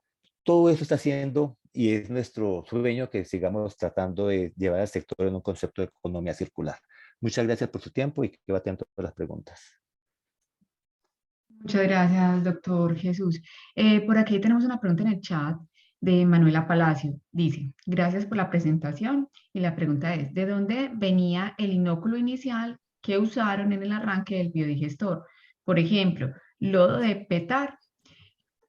Y otra pregunta, ¿qué controles tienen en la operación del biodigestor? Relación a carbono, nitrógeno, pH, temperatura, agitación, purificación del biogás. Esa es una pregunta muy buena y muy bonita porque me hace recordar mis orígenes. Cuando entré a Cenipalma hace unos años ya bastantes, entré básicamente por el tema como investigador para mirar el tema del tratamiento de efluentes. Y en ese momento habían 5 plantas haciendo algo de las 51 que habían en ese momento. Entonces el primer trabajo que hicimos fue para poder tener una buena digestión aerobia fue criar inóculos. Y de pronto por ahí ustedes encuentran en Google, o si quieren les puedo suministrar los primeros boletines que hice al respecto, en el que evaluamos diferentes inóculos, cogimos estiércol de ganado, cogimos allá donde iban esos efluentes que dañaban allí el ambiente, por allá me iba a sacar lodos de esos que estaban medio burbujeantes.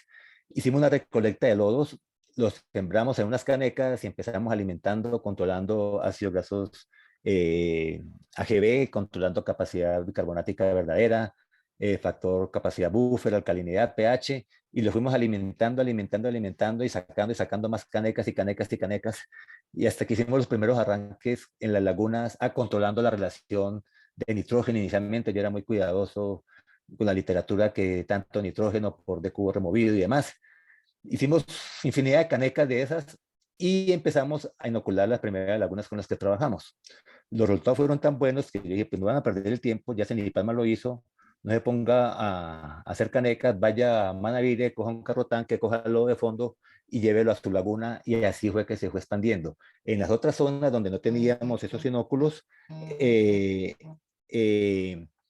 tocó volver con canecas. Pero ahora básicamente yo ya no me preocupo por la relación de nitrógeno, ya nuestras bacterias nativas, como le digo yo, nuestras bacterias adaptadas de aquí, criollitas, trabajan muy bien. Ya no nos preocupamos mucho por la adición de nutrientes, nos preocupamos por que no se sobrepasen los datos que sacamos de capacidad de carga orgánica volumétrica, que no se pasen esos valores, y las controlamos básicamente con pH, con recirculación, medición de pH, alcalinidad y recirculación. Pero ya es bien sencillo el manejo de las lagunas una vez el inóculo esté establecido. Muchas gracias, doctor. Hay otra pregunta de Juan Barraza. Dice, dado el uso de grandes cantidades de fertilizante en las plantaciones de pala, ¿han usado biocarbón para la absorción de esos fertilizantes? Y Manuela dice, muchas gracias. Digamos que es parte de los trabajos que estamos empezando a hacer. Esta semana, pues yo decía a Diana que yo acabo de llegar del llano, pero están viendo una planta que produce compost, y la idea es mezclar con el biocarbón en producción bioorgánica, en producción orgánica, para mirar qué tanto se puede disminuir los fertilizantes. Hay plantaciones que no usan fertilizantes, hay que decirlo, las presiones más bajas, pero tienen una prima en el mercado, sobre todo de exportación. Entonces, pues eso es interesante también, es otra alternativa y fuente de negocio. Yo puedo producir menos, pero si la prima me da para mis costos, pues es interesante. Pero esos estudios de biocarbono estamos empezando este año. Pues yo trabajo en la parte industrial, en la parte de proceso, pero mis compañeros de agronomía ya se convencieron de oírnos hablar de biocarbono, entonces ya están montando los trabajos para mirar cómo puede eso a mejorar la parte de los fertilizantes y en lo posible disminuirlos efectivamente. Muchas gracias. Bueno, hay una última pregunta, pero creemos que esta puede ser resuelta en el panel. Entonces le doy la palabra a Yasmín, por favor, para que hagamos las preguntas de clausura. Muchas gracias, doctora. Ha sido muy interesante el panorama completo de La Palma. Con mucho gusto. Que esté muy bien. Hasta luego. Muchísimas gracias a todos nuestros participantes. Queremos informar que nuestro conferencista invitado, el doctor Héctor Enciso, ha presentado disculpas a ustedes y a nosotros porque se le presentó algo de último momento que fue ajeno a su voluntad y no nos podrá acompañar en el panel de hoy, pero seguramente que nos acompañará en los próximos eventos de nuestra comunidad de los materiales carbonosos. Entonces damos en este momento inicio al panel de preguntas de acuerdo con los temas que hemos tratado aquí. Bien, en primera instancia, voy a compartir, digamos, la primera pregunta.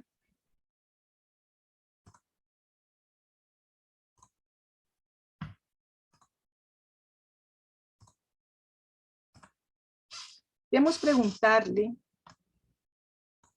a la doctora Melissa y al doctor Yesid Ojeda este primer cuestionario, y si es posible que el doctor Jesús también quiera participar, pues nos lo informa. Bien, en el COP 2026, Colombia se comprometió a reducir en un 51% las emisiones de gases de efecto invernadero y reducir en un 40% el carbono negro y ser un país neutro en carbono al 2050. Desde las entidades que ustedes representan, ¿cuáles consideran que serán sus contribuciones para lograr estas metas? Entonces, le doy la palabra primero a la doctora Melissa. Muchas gracias. Hola. Sí, claramente pues nosotros hacemos parte pues como industria de todos estos compromisos que se pactaron en el COP 26. y como industria pues tenemos unos retos grandes también para contribuir en la reducción de ese 51% de las emisiones que ya a través pues también de Prosemco fueron entregados al ministerio. Digamos que desde Argos pues les puedo compartir que dentro de las iniciativas que tenemos, uno de los pilares es ese trabajo en la optimización de eficiencia energética. El segundo es el tema de combustibles alternativos, el uso de combustibles alternativos que nos permite también bajar esa emisión pues de CO2. Y también en temas de materiales cementantes alternativos y trabajando también en temas de captura de carbono en diferentes proyectos, pues desde nuestras áreas de innovación para poder lograr esa meta que fue trazada al 2050 de carbono cero. Muchas gracias, doctora Melissa. Le doy la palabra al doctor Yesid.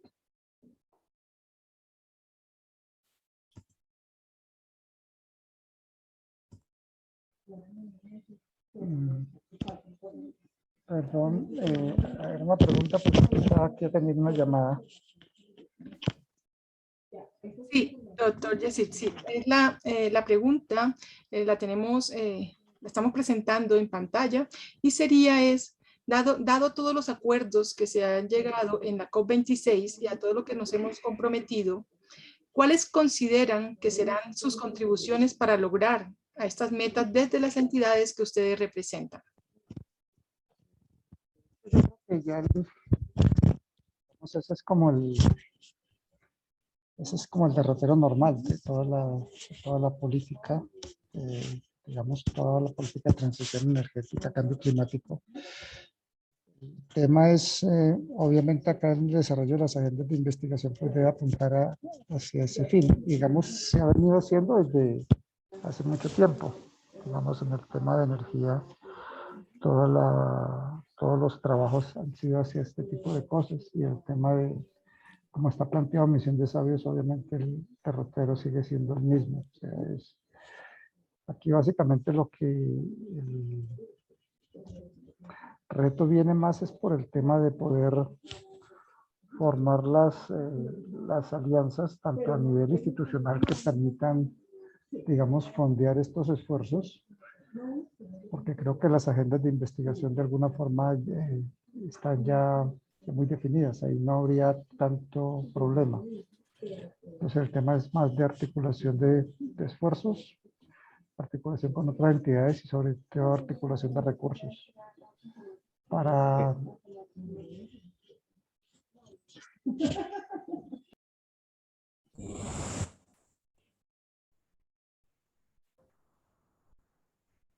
¿Aló?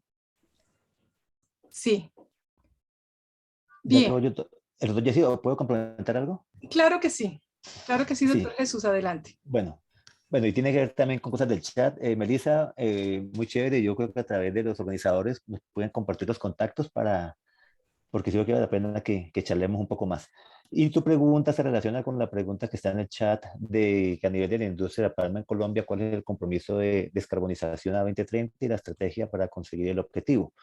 Entonces, tenemos varias alternativas. Primero, un tema ha sido el biodiesel. El biodiesel ha sido una alternativa muy interesante porque podemos demostrar que si uno usara 100% del biodiesel, hasta el 83% de las emisiones de fósiles se pueden disminuir. Hay un acuerdo de cero deforestación firmado por Fedepalma. En general, pues se trata que los afiliados se unan a estas alternativas, pero está firmado de acuerdo de cero deforestación. Sí tenemos como objetivo ser neutros y bajos en carbono en el futuro cercano. Salió la estrategia APS, Aceite de Palma Sostenible de Colombia. El lanzamiento se hizo el viernes pasado, en el cual ese tema de las mediciones de gas de efecto invernadero y todo esto es un tema que está cada vez más relevante. Y el tema que yo comentaba ahora, que creo que es lo más importante, y de acuerdo con el doctor Yesid, que hay que unir esfuerzos. Ese potencial que hablaba casi que de 1 millón de toneladas de CO2 que podemos capturar cada año, está ahí, o sea, es cómo podemos tener los mecanismos para que eso se haga. O sea, es una realidad, yo no sé eso cuánto representa de nuestras metas globales, pero creo que ayudaría, al menos del sector agrícola ayudaría bastante. Y adicionalmente tenemos una calculadora de huella de carbono, es un desarrollo que hicimos a través de un convenio con WWF, a través de la cual estamos impulsando, el lanzamiento será en estos próximos días oficial, es que el sector mismo se apersone cada una de las entidades en sus compromisos ambientales. Listo, tengo esta huella, midámosla con este rasero y empezamos a decir cómo se disminuye. La verdad es que también hay que moverlo desde el punto de vista económico. Y es cierto ahora que también a través del gobierno uno puede decir, listo, yo voy a tener una prima por reducción en carbono si yo demuestro que soy más carbono neutro. Entonces, definitivamente los sectores productivos están, en el caso que yo represento como integrante de IPALMA, de mejorar esto, y hay cosas que lo hacen por su voluntad, porque adicionalmente es un negocio, porque me ayuda a comprar energía, eso hay que decirlo, pero también cuando el negocio se está volviendo que si yo vendo aceite en el exterior y puedo demostrar que tengo una huella de carbono menor, me van a dar prima o me lo van a comprar. Entonces, es una integralidad de cosas y pues creo que con eso trato de dar respuesta a la pregunta. Muchísimas gracias, ingeniero Jesús Alberto. Me place saludarlo. Soy Dalgi. ¡Qué gustazo! Eso dije yo. Yo dije, esta no me la pierdo por nada. Qué pena esas charlas privadas en medio del público. Bueno, luego seguimos por el privado. Sí, cómo no. Bien, muchísimas gracias, doctor Jesús. Y bueno, esto es, digamos, la comunidad de nuestros participantes, digamos, en todo lo que estamos trabajando alrededor de estos temas. Y para eso ese es uno de los objetivos de este tipo de eventos, que nos reencontremos, que nos reconozcamos y podamos unirnos y establecer alianzas que seguramente nos permitirán trabajar de una manera sinérgica. Entonces, la siguiente pregunta del panel, entonces sería esta, ¿verdad? Y estaría igual, podemos contestar cualquiera de nuestros invitados. Y es,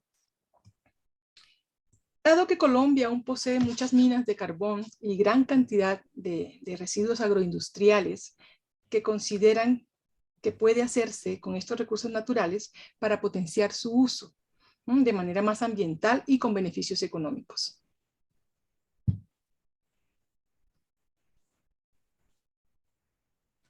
Puedo dar la palabra al doctor Yesid, por favor.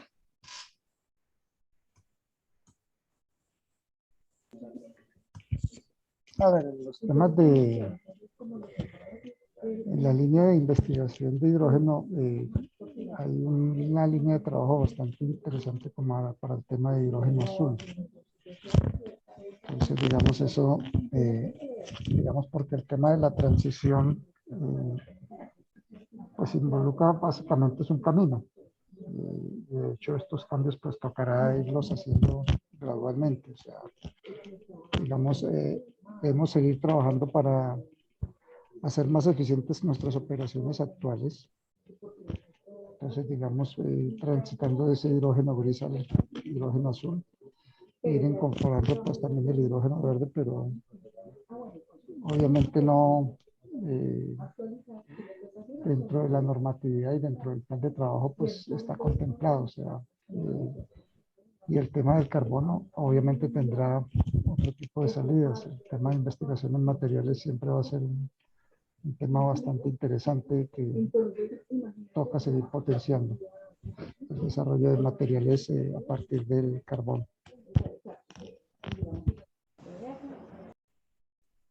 De acuerdo, muchas gracias. Doctor Jesús García.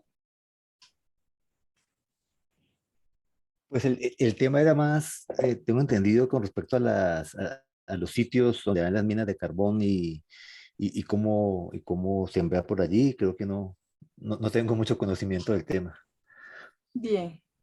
Doctora Melissa, de pronto quería decirnos algo sobre ese programa de co-combustión que tienen ellos un poco en su empresa. Bueno, pues claramente como Colombia, pues somos un país que tiene, pues como lo dice pues en la pregunta, disponibilidad de este combustible fósil. Hay, digamos, industrias que claramente por sus procesos y por sus características pues de combustión no deberían migrar pues hacia uso pues de combustibles alternativos por las condiciones de quema, porque pues claramente en algunos de ellos no puede asegurarse una eficiencia alta pues en la combustión, que pues se quedarán digamos en parte con la utilización de carbón y claramente pues nuestra industria es difícil también llegar a sustitución del 100% de este combustible fósil por las cantidades que se requieren y por todo ese desarrollo de la cadena. Incluso vemos pues que en países ya muy avanzados tampoco se ha logrado cubrir esa demanda del 100% de su combustible migrando hacia combustibles alternativos. Entonces yo creo que, o sea, el carbón va a seguir siendo uno de los combustibles que seguimos utilizando pues en nuestra industria y sobre todo pues en Colombia, pero está ese trabajo pues que se viene haciendo de migrar parcialmente a esa sustitución de combustibles alternativos en aquellas industrias donde podamos hacerlo de manera sostenible.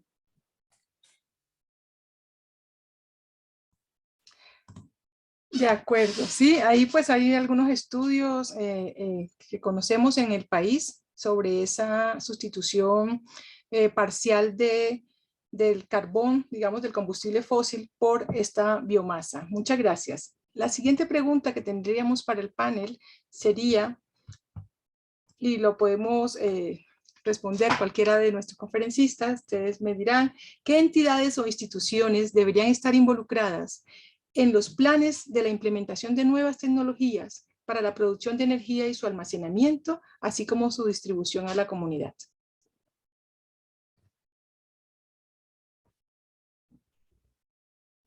Pues puedo empezar de Sí, pronto. sí, doctor Jesús. Ahí tenemos un tema interesante que estamos empezando a trabajar y es de la mano del gobierno a través de la NAMA del biogás. Es un trabajo muy bonito, probablemente se empiece en Tumaco, en el cual consiste en que las lagunas, que salgan las lagunas, se capture ese metano, se comprima y se lleve a las comunidades aledañas como gas natural. Creo que es un trabajo muy bonito que está hablando de almacenamiento, distribución, y pues más en las comunidades rurales que están cerca de las plantaciones, lo cual sería muy, muy interesante. Esa es una ruta o sea, que el sector la estamos viendo y la estamos proponiendo. Ojalá salga y que en otra charla podamos hablar de que ya fue una realidad.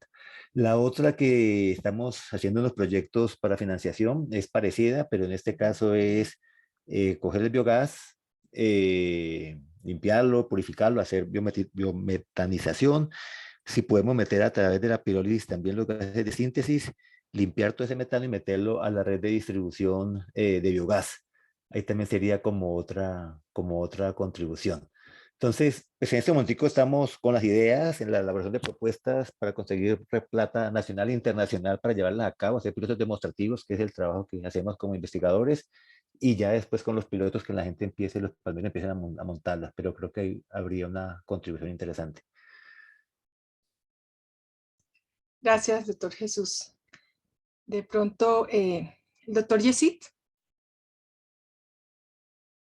Yo creo que es que este tema con el cambio del tema del paradigma, digamos, de la transición, al final lo que plantea es un tema bastante fuerte, es como igual todos los consumidores van a dejar su rol pasivo. De hecho, uno de los temas que se está trabajando en unas alianzas y particularmente en Energética 2030 que participa XM, que es la administradora del mercado, es mirar todos los temas de gestión de la demanda. Digamos, lo que se está mirando es cómo el actor que más va a cambiar es la demanda, porque esa demanda pues va a ser cada vez más deslocalizada. Entonces, de alguna forma, hay muchos, aparecen los conceptos del prosumidor, y de hecho en muchas de estas iniciativas hay proyectos empresas que no, o entidades, las mismas universidades cuando empiezan a montar microredes, que ya de alguna forma adquieren otra visión sobre el tema de la energía, ¿no? Es un recurso que se puede gestionar y buscar como los recursos más adecuados. Entonces, digamos, de alguna forma creo que cada vez estamos ante un ambiente que es más cambiante, que es casi responsabilidad de todos. Creo que no habría unas entidades más responsables que unas, obviamente hay otras que aparecen inicialmente por su importancia en el sector, caso Ecopetrol, caso mismo ISA, XM, o grandes consumidores, pero creo que al final es una responsabilidad de todos. Así es. Mil gracias. Doctora Melissa. Sí, como lo han mencionado pues el doctor Yesid y el doctor Jesús, pues yo creo que es muy importante también la participación de gobierno y de ministerios precisamente, que busquen también, que busquemos cómo se pueden apalancar estos nuevos proyectos, ¿cierto? Para hacerlos pues sostenibles, porque pues muchos de ellos requieren ese recurso también financiero que a veces hace inviable pues poder migrar hacia estas nuevas tecnologías. De acuerdo. Bueno, nosotros queremos agradecerle. Con esta pregunta cerramos nuestro panel clausura de Viernes del Carbono de 2021. Queremos agradecerle a nuestros conferencistas, a nuestros panelistas, al doctor Jesús, doctor Yesid, la doctora Melissa, por acompañarnos, por responder estas preguntas, por brindarnos esta información y estos puntos de vista, una mirada desde el sector productivo, pero también desde las instituciones del Estado, que nos han enriquecido en estos temas y que seguramente hemos logrado transmitir, digamos, a nuestra comunidad con broche de oro nuestra función y nuestro objetivo, que era intercambiar, ¿cierto? En los grupos de investigación, pero también con el sector productivo y desde el Estado, todos estos estudios y pensamientos y proyectos que se tienen. Entonces, finalmente, pues quiero invitarlos a los próximos eventos en el 2022 que estaremos dando en pro del Congreso Colombiano del Carbono. Entonces, no lo pierdan de vista, estaremos seguramente comunicándonos con ustedes para que continúen participando en todos los eventos que hace nuestra comunidad. Mil gracias. Muchas gracias, hasta luego. Hasta luego. Muchas gracias. Hasta luego. Hasta que luego, estén muchas bien, gracias. muchas Que estén gracias. bien. Muchas gracias. Gracias. Chao. Ojalá en el próximo lo podamos hacer presencial, ¿no? Mucho mejor. Doctor Jesús, doctora Melissa y doctor Yesid, de verdad les agradecemos ese esfuerzo enorme que aún aportas de la Navidad, ¿cierto? Y de las novenas, nos hayan podido acompañar Sí, en el evento.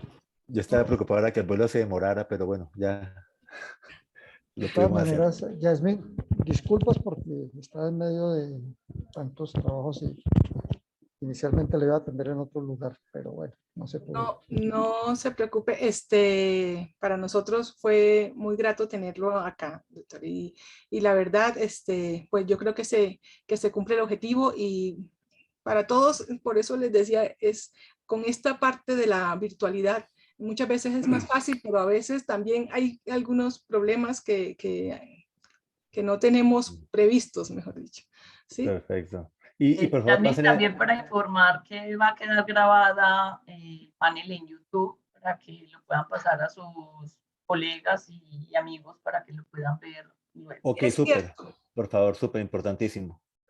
Y por favor, compartan el contacto con Melissa para también estar ahí con ella en contacto, lo que salió por el chat, está amable, me colabora. Sí, voy a